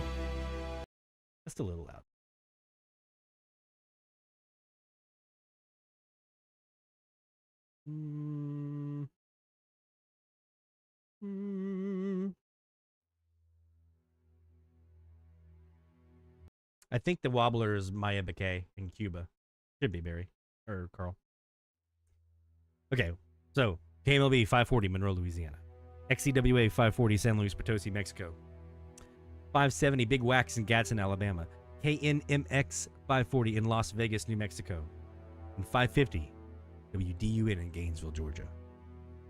Those are all new logs this week on the challenge. However, the best part of the week was to come. On the morning of February the 29th at 5 a.m. Central Time. That's 1100 UTC for you international folks. See, my friend Ward in 0AX, he let me borrow his DX Engineering NCC2 phasing receive system. I've heard others talk about how amazing it was, and Ward hasn't yet set up his receive antennas for his ham radio contest superstation just yet, so he let me borrow the NCC2 for a while. I hooked it up, and connected to my 2 antennas a W6 LVP loop and my main ham radio antenna, 135-foot in-fed halfway, broadside east-west at 50 degrees. After a couple of days of figuring out how it works, thanks, Stephanie, I successfully eliminated 50 kilowatt powerhouse WLW1700 and heard KSEV in Trimble, Texas coming through loud and clear. You guys heard that earlier. This was sorcery. This was voodoo magic. With so many people reporting Latin DX, I started hunting with NCC2. I didn't hear any Central or South American stations. I did successfully, though, hear KNMX 540 for only the second New Mexican station. The morning of February the 29th, I got up early like I always do to get some Sunrise DX in before I go to work. I noticed I was hearing a few stations from Saskatchewan and Manitoba, and they seemed louder than normal. Beach Radio on 750 was pounding in over WSB. Very unusual. I posted to the Slack channel that folks should check the Pacific Northwest path. At 10:58 UTC, I started the broadband recorder on my AirSpy HF Plus Discovery and SDR Sharp software and let it run for 5 minutes. 5 minutes, right? 5 minutes. Okay. When I started reviewing it, I was gifted with a treasure trove after treasure after treasure after treasure. The first gift, CHRB 1140 in High River, Alberta. 1,433 miles. Oh, we ain't done. You playing that again. Okay. 1,433 miles. That's a new province. So we're going to let the moose loose. Where was I? I got my hopes up for KGEM in Idaho, but no luck. However, on 890, I heard weak country music barely under WLS. Using the code channel Canceller and SDR Sharp, I was able to get a decent recording, but there was no top-of-the-hour ID on it. Thanks to recording, though, from Bruce Porter, I was able to confirm that I had CJDC in Dawson's Creek, British Columbia, AM. 1,804 miles. That's 2 Canadian provinces at the same time. New Canadian provinces at the same time. In the same top-of-the-hour time frame. In later reviews, I also confirmed CKWX 1130 AM City News in Vancouver. Very loud. Seriously, that thing was loud. Seriously, he played that in the Slack channel. Listen to the recording. That thing was loud. That was loud. Okay. Where was I? CKWX in Vancouver, really loud. That's at 1,800 miles.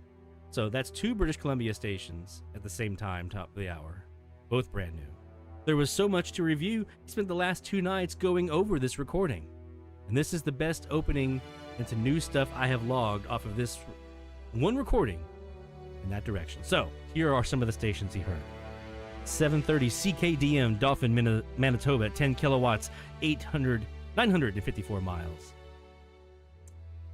880 CKLQ Brandon, Manitoba, 10 kilowatts, 864 miles. 890 CJDC Dawson's Creek, British Columbia, 10 kilowatts, 1,804 miles. 890 KQLX in Lisbon, North Dakota at 1,800 watts, 653 miles.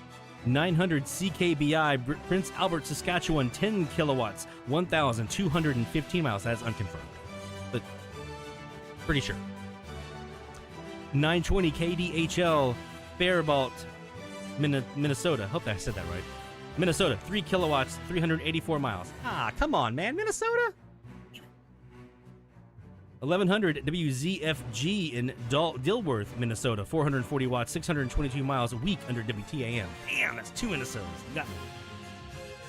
1130 CKWX Vancouver, British Columbia at 1,800 miles. 1260 KDUZ in Hutchinson, Minnesota, 1 kilowatt, 453 miles. Also, logged several new ones to the south, including KGLA in Norco, Louisiana on 830 and KHV in 970 in Fort Worth, Texas, and WVOL 1470 in Berry Hill, Texas. Tennessee. Sorry.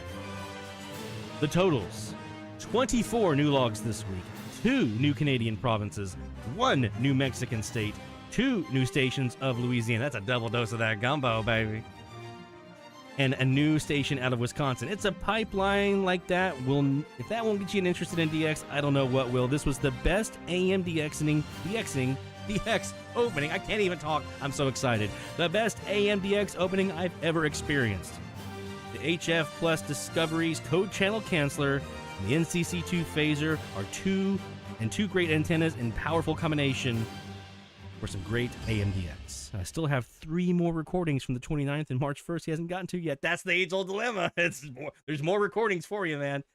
So, what a week. He says, I love this holiday. So, we've got some shout-outs to get in here. We have to go through the list. Let's do the new logs first. Let's start you there.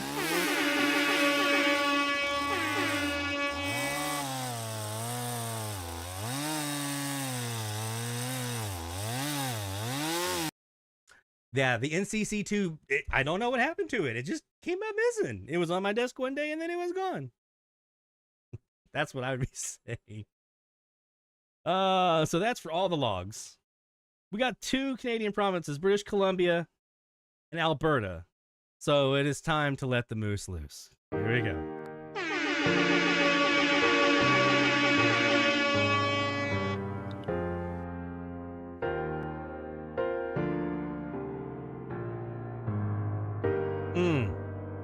Ah, damn gooses. Canada gooses.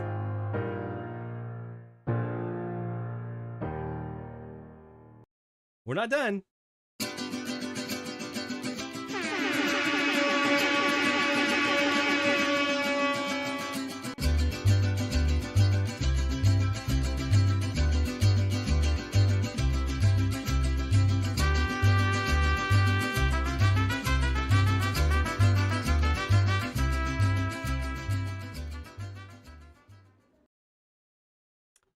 We're still not done.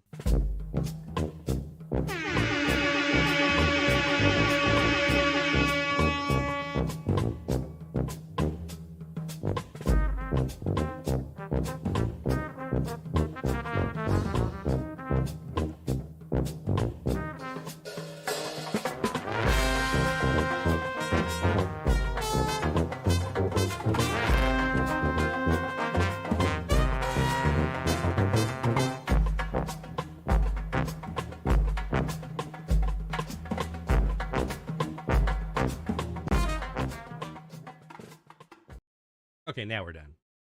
Super fake out. No, we're not.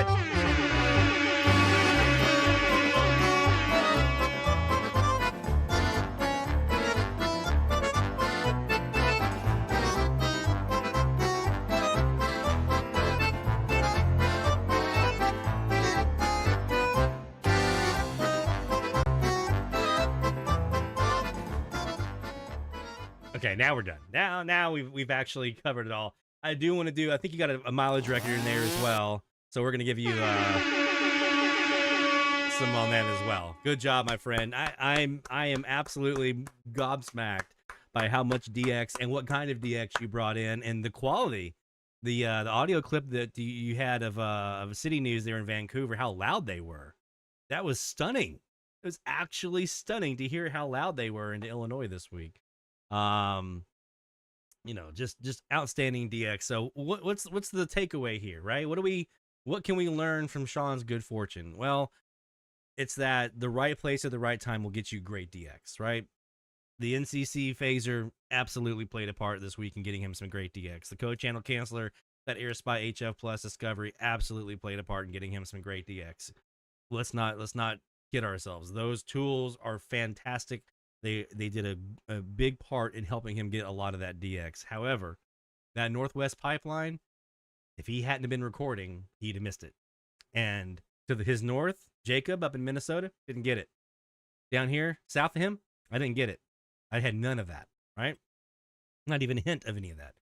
That was a pipeline right to his location. Now, some of you who live kind of around him may want to go check your recordings.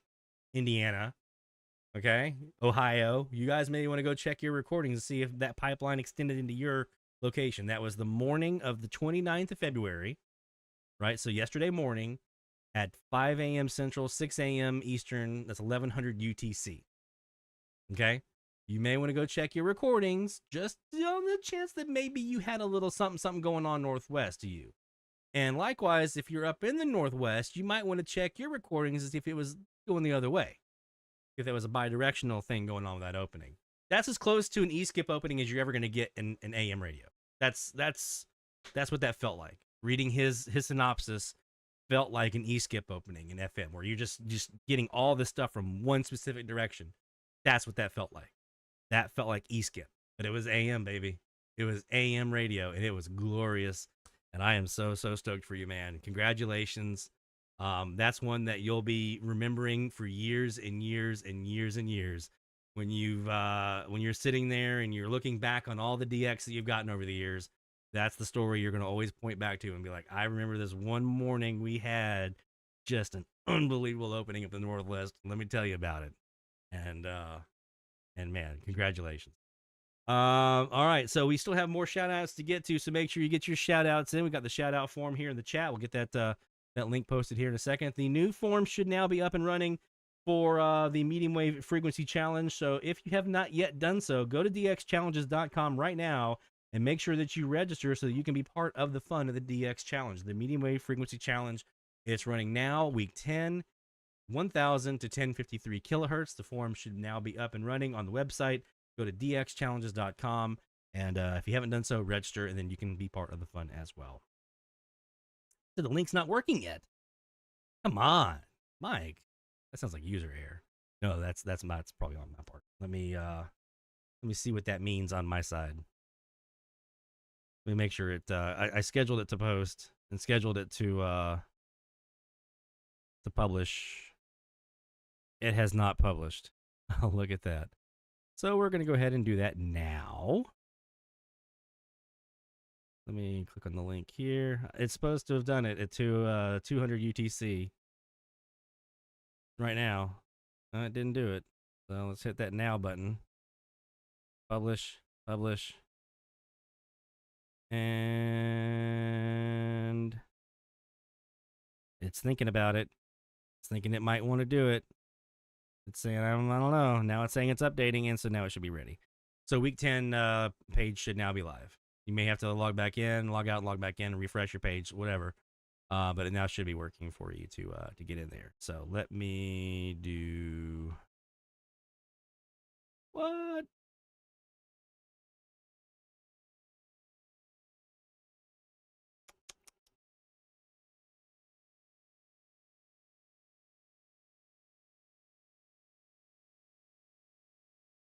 All right. So I will have to do some looking here because I think I might have just screwed up our submission sheet.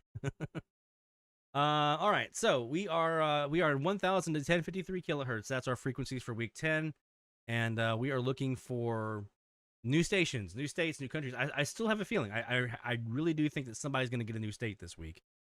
I think that'd be really, really cool if they did. So hopefully one of y'all can get a new state.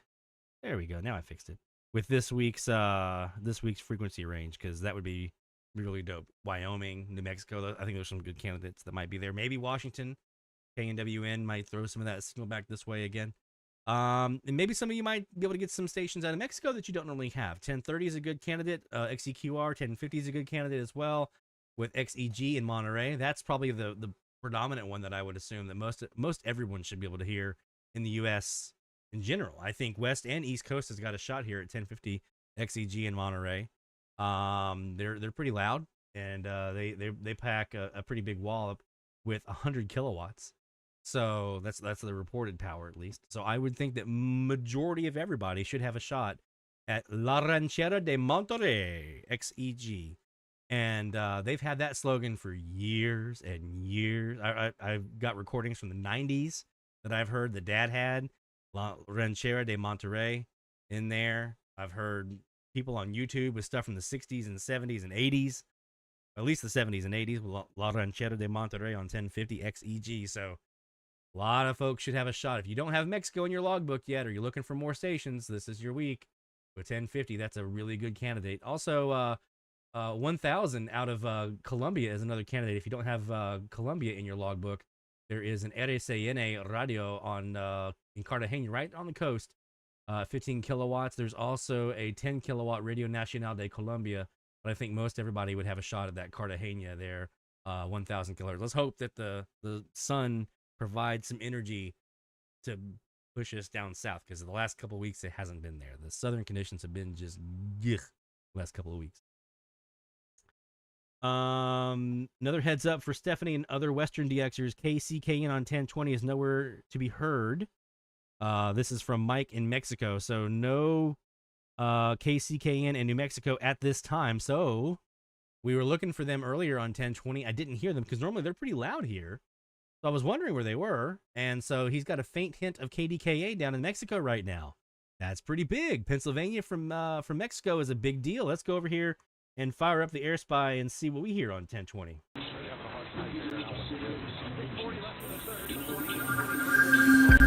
this live DX is brought to you by International Radio Club of America, ircaonline.org. Thanks, Bart. Appreciate it, man.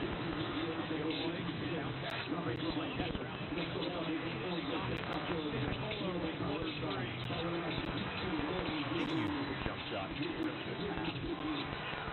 I might leave the green on for tonight's stream.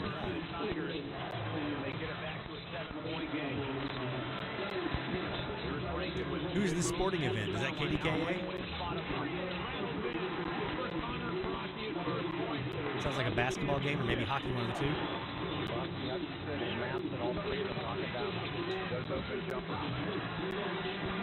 And I'm guessing that Spanish sounding station underneath him is probably Cuba.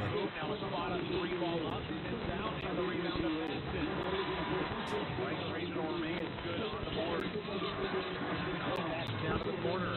Pump fake move by Cross. He drives in. Pump fake in the paint. Kicks it out. Nearly stolen by Smith. Went right through his hand, but it is Hutchinson able to grab it in front of his head. Now ranking. Out here in mid-court. Swing game at the top. They're looking for a switch hoping to get Rank into the rim. They did. Nice rotation. But he lost it. He went up to the rack. Now a run out for Decker. Finishes with the right hand. Sports audio on 870 across EAS. That's going to be WWL here in New Orleans. They're carrying LSU sports tonight.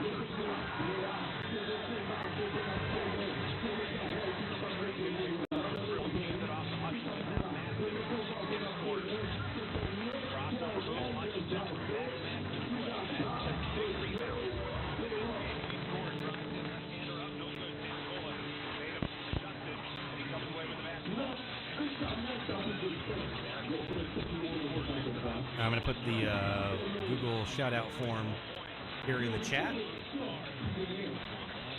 If you have shout-outs to get in, new stuff that you've heard, make sure you get that shout-out on the shout-out form.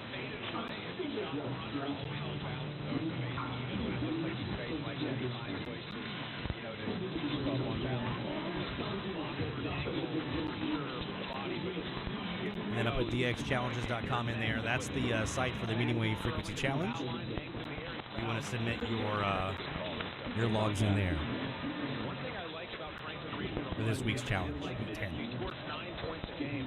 He is not afraid to attack. He's not round, he's not ranking. He's not the guy to score a ton for them, but he's still willing to put it on the deck and go right at guys like Santa Cola. Yeah, and you have Rank in the point a lot more comfortable, I think, getting to the rim.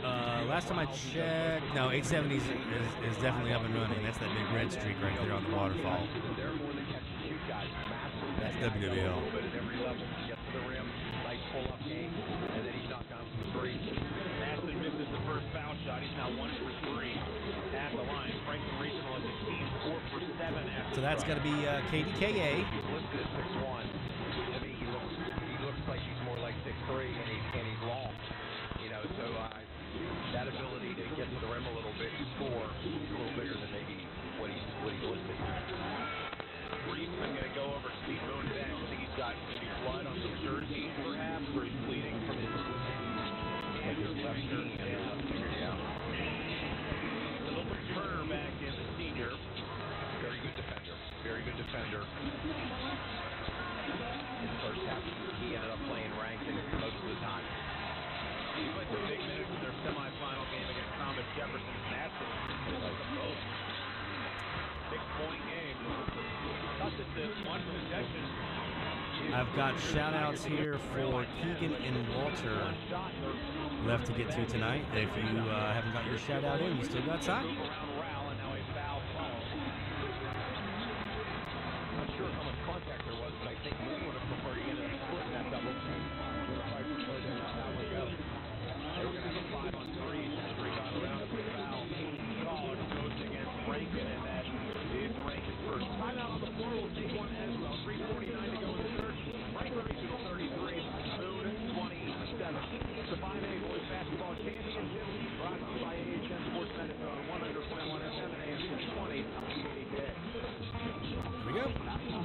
stuck around for the ID.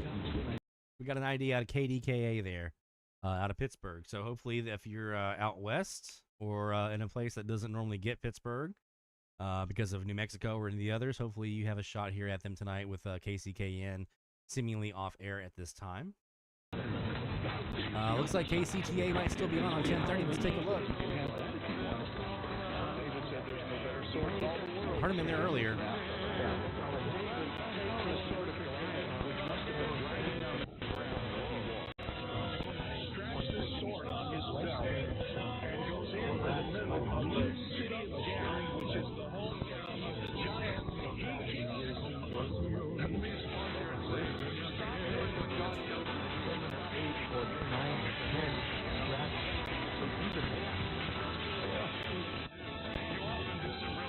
So this is the PA0 RDT mini whip.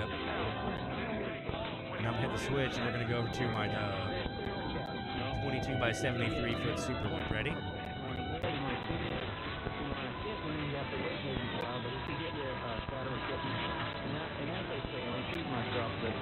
Back to the mini whip. See how quiet that is? Yes, the gain's a little less. I mean, let's be honest, that Superloop has a FLG 100LN with 23 dB of gain, okay? 23 dB of gain is a lot. So it is a little less, but it's a lot quieter, too.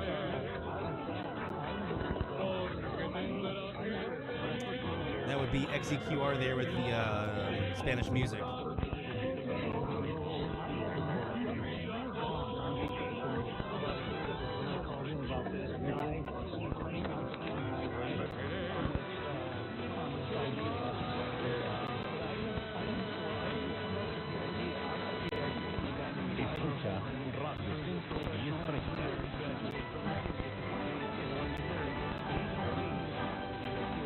Radio 5.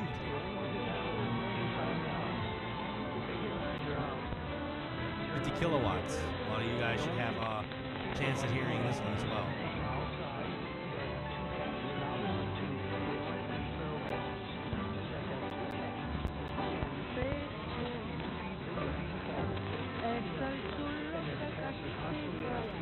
Let me go ahead and try canceling them out.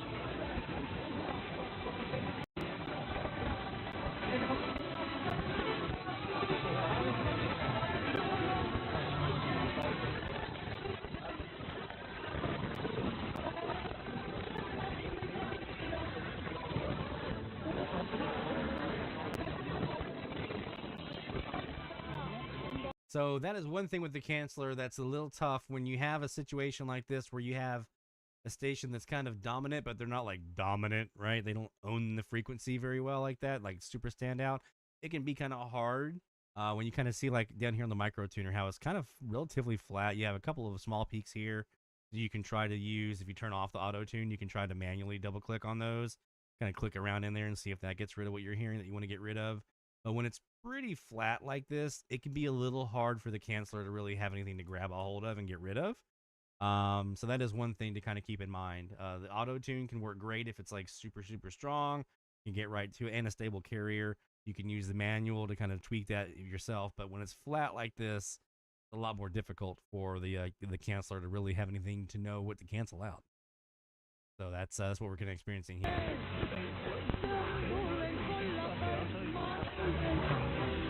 So again, I'm going to put on auto tune.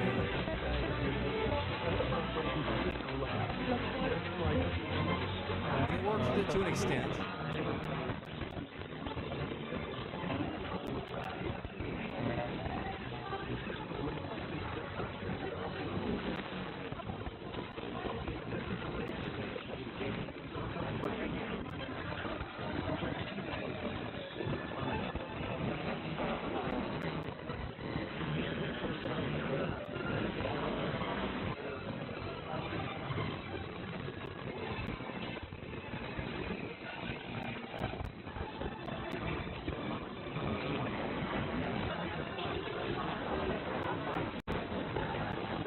You can still hear the music.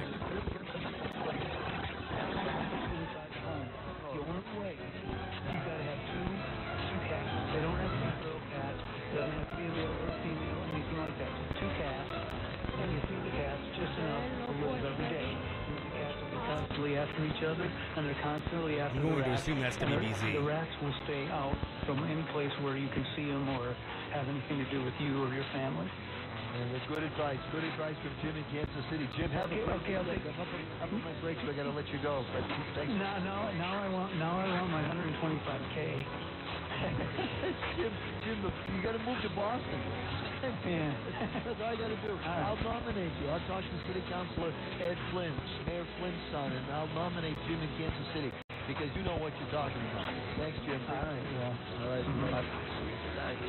I got Maureen and I got Dean in the north end. I can't wait to talk to them, but I first got to take a quick break.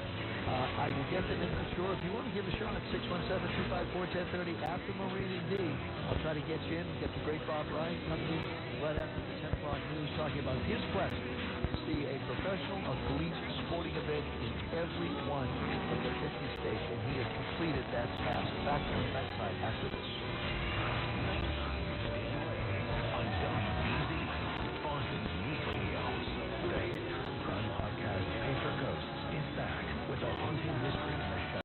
Listen, I know for the vast majority of our East Coast DXers, hearing WBZ, and when I was in Charleston, I was like, ugh. I know, right? But I cannot tell you how happy I was when I moved here to Louisiana and I realized I could still hear them. Down here in Louisiana, I felt like that was a coup. I felt like that was like a big deal. To be able to still hear Boston from New Orleans. Maybe I'm overthinking that. Maybe that signal is that big. But to be able to still hear them down here from look how far up Boston is. Right? I mean, it doesn't look like that much on this map. These maps are not very super reflective of what the curvature of the Earth does as far as distance. But we're going to just look at this. That's over 2,000 kilometers, right? So 2161 kilometers to miles. That's 1,300 miles, which again is not a super crazy huge amount, but it's a pretty decent. It's not a small amount. And to be hearing them as loud as we are here, I was very happy about that. To be able to hear WBZ in Boston.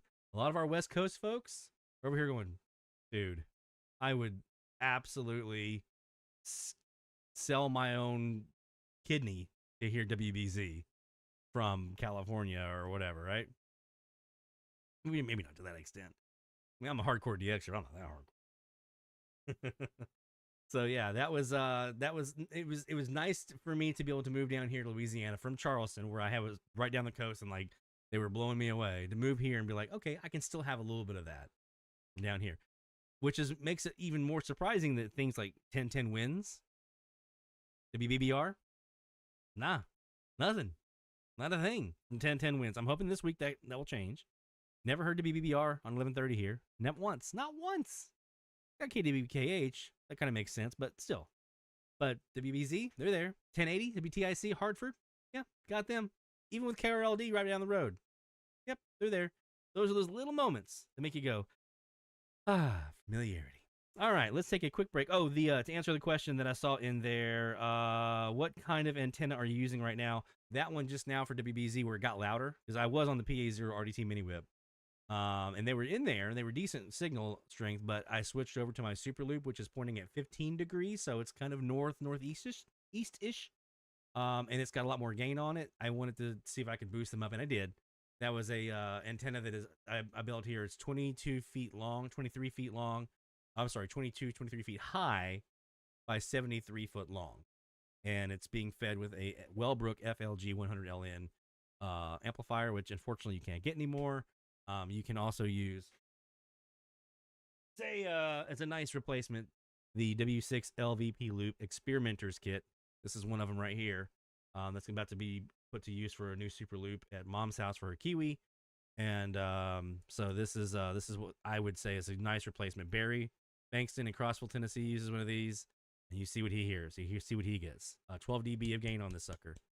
Technically, it's not made for these terminated loops, these CASs and DCASs and things like that, but there are folks out there using them to great success. So I want to try it out and see if it works for the Superloop and see if it does as well. All right, we are getting close to the top of the hour here. We're about 10 minutes away, so we're going to just keep on rolling. We're going to do one more round of shout-outs, and then I'll do a little shout-out at the top of the hour, and then we'll wrap up, and I'll get ready for Ham Radio contest mode. So let's do these 2 shout-outs really quick, and then we'll get back to the live DX. So let me go ahead and... That's the horn. There we go. Our friend Keegan, Booth Crew North. Let me try this again. Boot Crew North, not Booth Crew North. Boot Crew North, right? So Arkansas, Louisiana together makes a boot, right? So the Boot Crew, Arkansas and Louisiana. You got a bunch of DXers up in Arkansas. You got a couple of us that do FM and AM down here in Louisiana as well. So the North Boot Crew, Keegan, representing Northwest Arkansas, heard 1010 KBBW Waco, legal ID at 6 p.m. Central on the 27th for 352 miles, and that's a new one for him. So good job, my friend.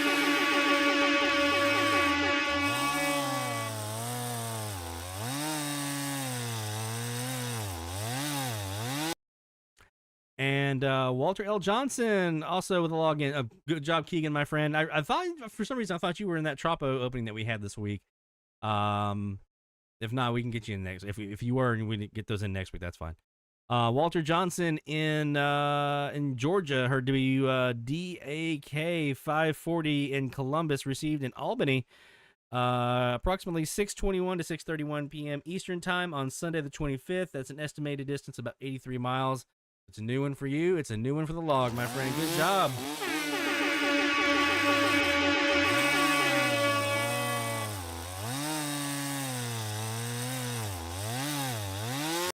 I actually heard them this week for the first time here in Mandeville. Used to be a regular when I was in Charleston and Greenville in South Carolina, but not so much here. This is the first time I actually got to put them in the logbook. So congratulations, my friend. Good job. All right, so we're going to finish up this hour of DX. We are, again, sitting on our frequencies 1,000 to 1053, and we're seeing what we can get. We spent a lot of time tonight on this Air Spy. It's been really doing very, very well for us between the Superloop and the PA0 RDT Mini Whip. I haven't been spending as much time over on the Perseus, have you noticed? I'm really digging the Air Spy. I'm really digging. I mean, I've always been a big fan of it, but I'm really digging using the co-channel canceller. I'm really digging what I'm getting with the Mini Whip up in the tree up there at 45 feet. It's just doing so good. So good. So we're going to spend some more time on the Air Spy tonight. Predominantly Air Spy tonight for tonight's DX session. So we're going to go down here. If you guys have a frequency in our frequency range you want me to check out and see what I'm hearing, and then let me know. We can check out. We haven't done 1010 yet tonight, have we? Let's still go check out 1010. I can tell you who I think it's going to be. Jacksonville, Florida.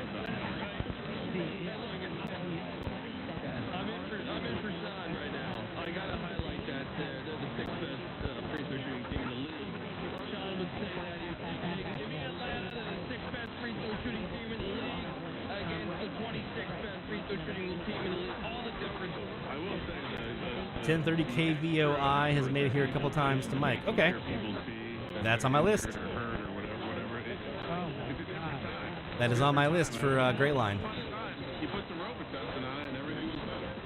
Now, fellas, to flip out the injury, I know you're very concerned about it. So I'm guessing this is a 1010XL, BJXL in Jacksonville, Florida, that we're hearing right now.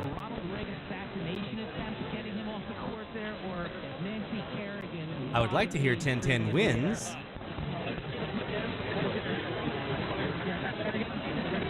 So we're going to try the old co-channel canceller.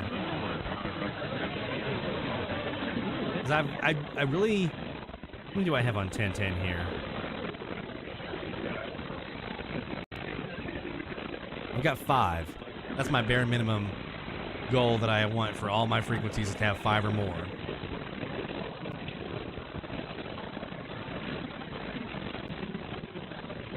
We've got KPBW, WCKW in Garyville here in Louisiana. It's a local. WMOX in Meridian, WJXL in Jax, and that's 1, 2, 3, 4, and the 5th one is WKJW Black Mountain, which was recent. So those are the 5 that we have here. So I'm really hoping for some new stuff here on 1010 this week. We're spending a lot of time on this in 1050. A lot of time.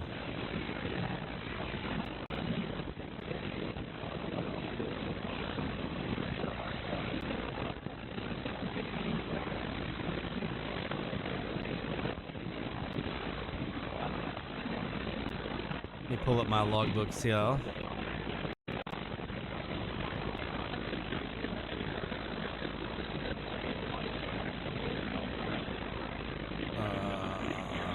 Logbook.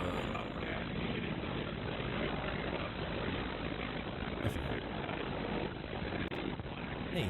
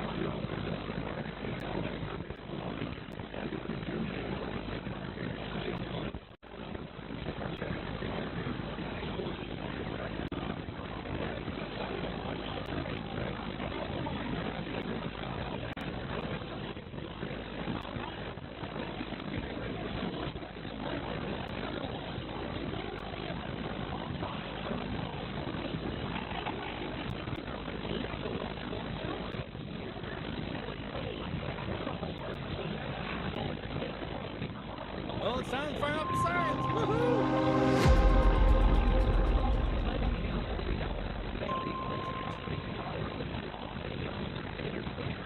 Top of the hour time frame means we are looking for IDs. Let's see what we got.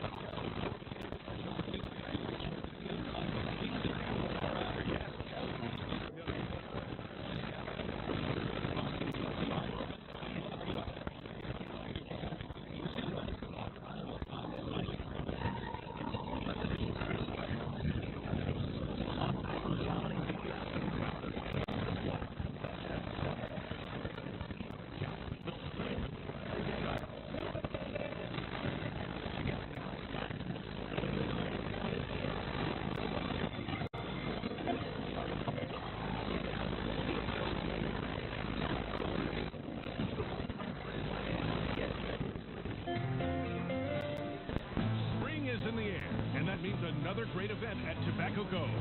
Come enjoy a great cigar and explore the creations from Foundation Cigars. Master blender Nick Molino has created these masterpieces. Experience the Highclere Castle, the Wise Man, the Tabernacle, and the Olmec. Join us at Tobacco Cove this Saturday from 1 to 4 for food, prizes, and great deals at Tobacco Cove Cigars at the corner of Bay Meadows in San Jose. It's time to welcome in spring with Foundation Cigars at Tobacco Cove. This is the flagship station of Jacksonville Jaguars. WJXL AM Jacksonville Beach. This is VSiN, the Sports Betting Network. This is the Sports Gambling Podcast live on VSiN, the Sports Betting Network. Here are your hosts, John Green and Ryan Kramer. I can't believe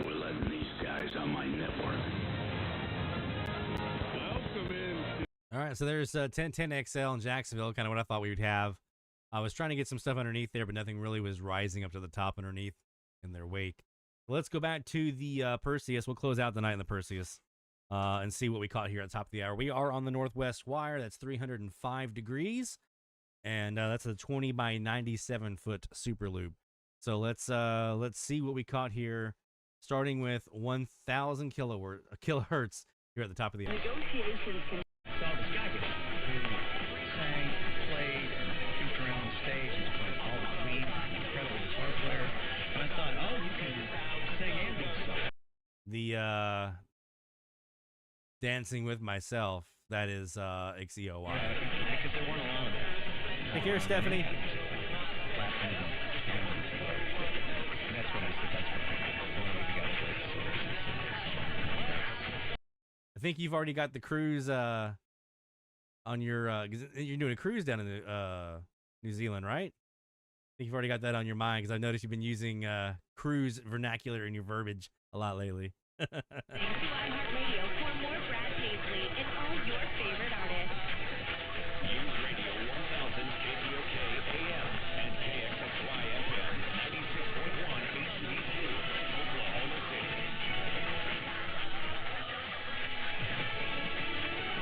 Play to rest. I'm Lisa. All right, so there was KTOK in Oklahoma City. We've got some music coming out of XEOY, out of Mexico City, down here in Distrito Federal. Let's take a look now and see.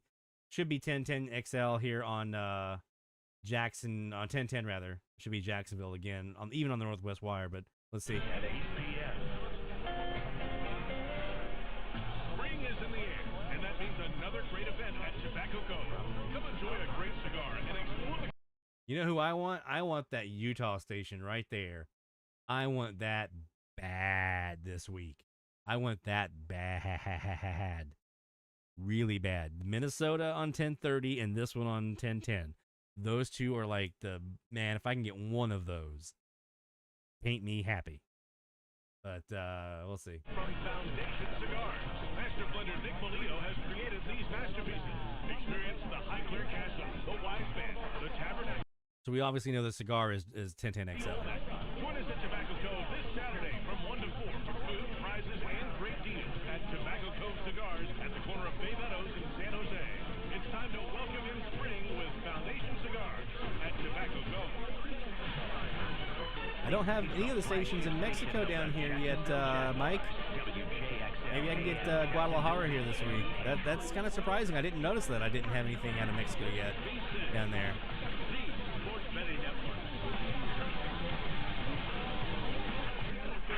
I would also wouldn't. I mean, obviously, I do want 1010 wins because I don't have them yet. I'm trying to get all the 50Ks I can. This Toronto CFRB, I haven't gotten them here yet, and I used to hear them all the time in Charleston, obviously, because it's on the East Coast. So that'd be another nice one to have in there. Let's go up to 1020. We know we had KDKA earlier. Let's see what we got now.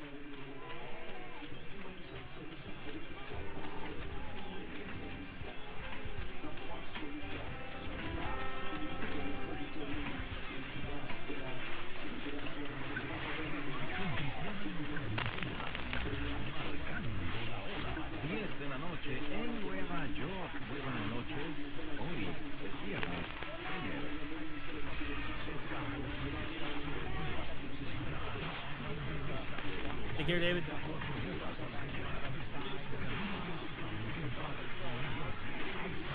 Is that KCKN again? Back on the Radio Vision? I haven't heard the multi-station yet.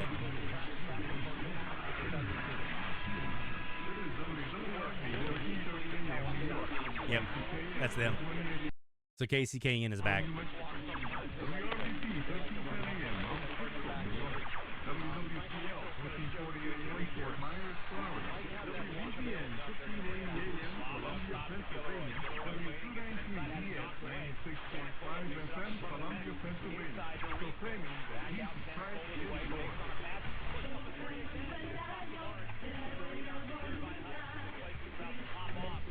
We're on 1020 right now. That's we just heard a multi-station ID there from 1020 KCKN in Roswell, New Mexico, running Radio Vision Cristiana. They're the ones that do that multi-station ID and then predominantly have Spanish religious music and stuff, content around that as well. Let's go now. Go back to 10:30 now and see what we caught here at the top of the hour.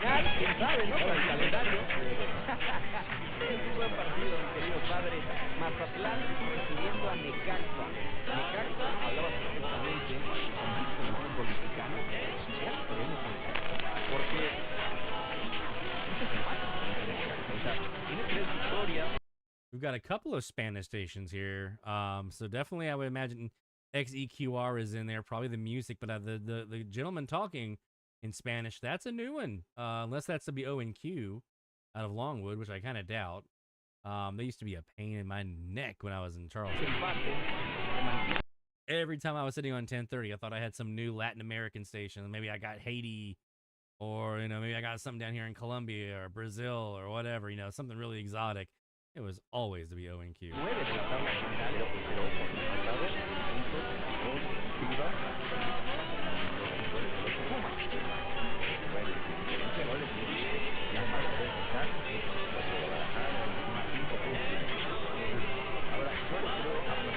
a carry here at 1029.996. Another one at 0052.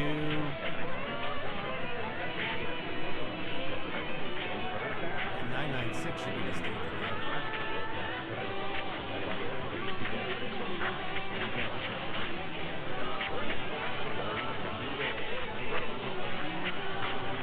There's an Ecuadorian on that frequency, but I doubt it's them. We're not on the South Wire. And they're 5Ks. I kind of doubt that's the Ecuadorian down there, because that's really loud for them. Could be, though. Stranger things have happened. No IDs heard there. Let's go back to 1040. WHO. On Facebook, it's Midwest Construction 66th anniversary. That's right, Amy. They've been doing it since 1958, and they're a family-operated BBB accredited business. Telemax and Amy sent you. Portions of the following program will be recorded. Listen on the free iHeartRadio app for all your music, news, talk, and sports radio. Podcasts, too. Download the app. Free. Never sounded so good. Right now, today's top stories from Des Moines News, traffic, and severe weather station. News Radio 1040 WHO. I'm Andrew House. Here's what's trending on WHO. There's WHO on 1040, and I'm assuming that I know the wobbler is my Epic, but I would assume that this off frequency is them as well. And we go to 1050, and what do we catch here?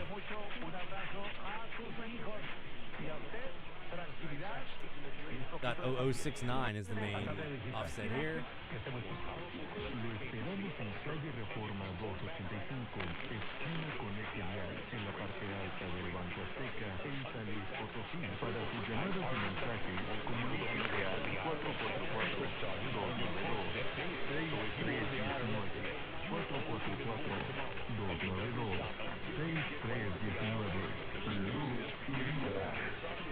Que el Todopoderoso me lo bendiga, hermanitos del alma, que la Virgen de Guadalupe los controle, sus tristes enfermitos, y que en el día de hoy el Todopoderoso le permita a usted o a ustedes que están enfermos dirigir sus pasos, donde personalmente estoy atendiendo consultas personales y privadas. Hasta pronto, mi bella familia.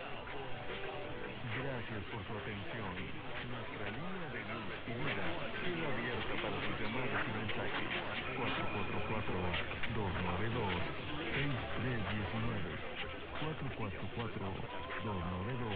444-292-6319. Lo esperamos en nuestra próxima emisión.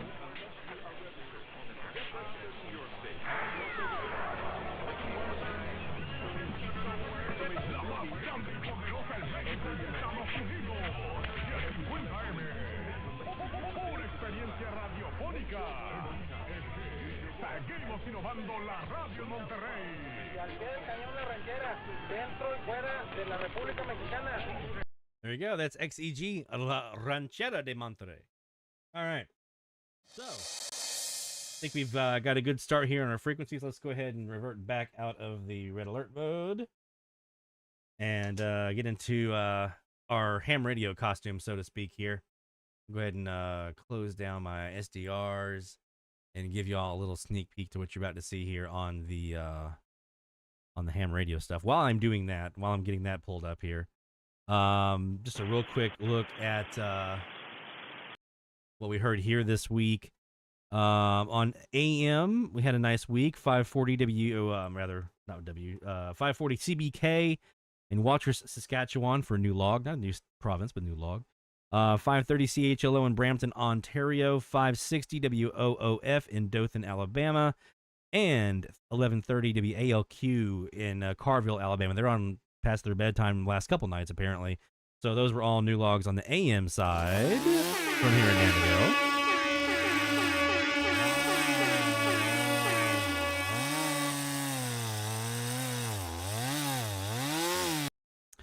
And on the FM side, we had a couple as well that came in. Last week, we did have KKPT The Point in Little Rock, Arkansas, on 94.1 that showed up via some, either some meteor scatter, probably some tropo, though. 106.7 STZ, sorry, in Vicksburg, Mississippi. That was a tropo opening that we had here. KDXX 107.9 Latino Mix in Louisville, Texas. That came in on the 27th. As well as KOOI 106.5 Jack FM in Jacksonville, Texas. Both of those, actually, no, KOOI was thanks to the Autologger. I did hear Latino Mix live. And then I think STZ in Vicksburg, I also heard that one live as well. So, but the Jack FM, the KOOI, that was an Autologger snag. I wouldn't have got that otherwise. So, a couple new ones on the FM side as well. All Tropo, very nice. Very cool.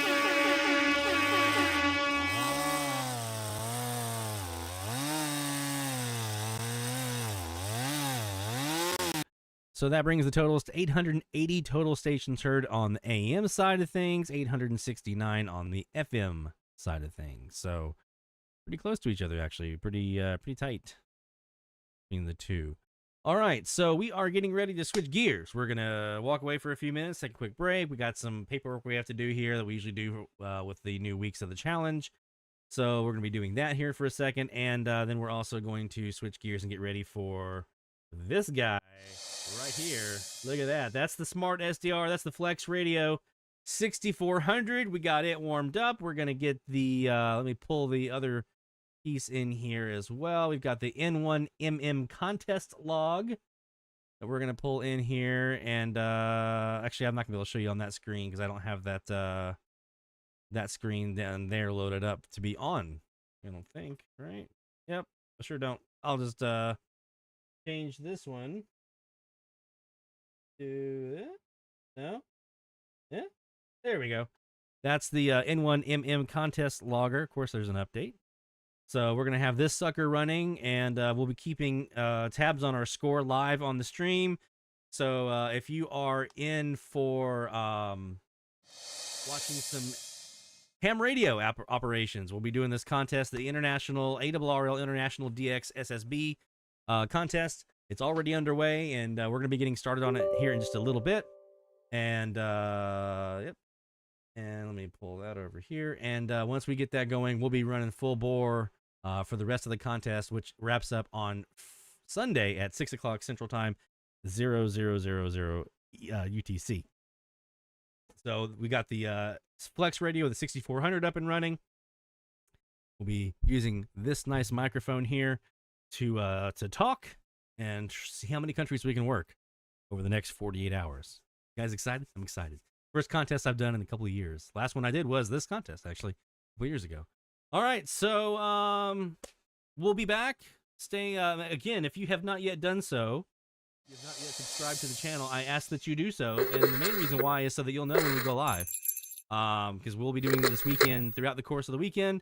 At various points in time, so you'll know when we go live if you subscribe and hit that bell icon.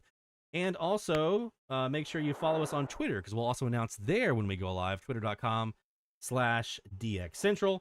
We'll be announcing there when we go live this weekend for the ham radio contest as well. So, my friends, that'll take care of it for this edition of DX Central Live, but don't go anywhere. We'll be right back here in just a little bit with some live ham radio. So, take care, my friends. 73's Best of DX. We'll see you next week right here on DX Central Live.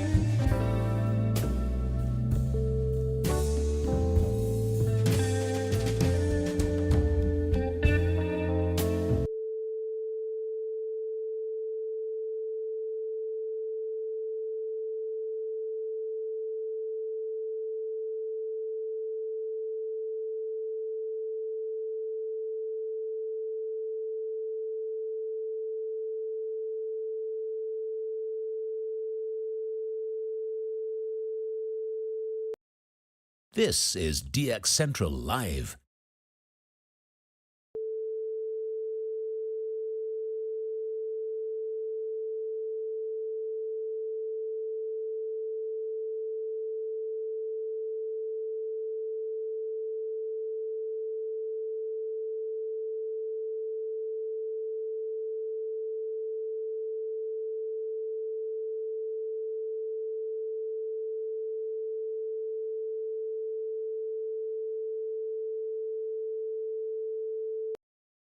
This is DX Central Live.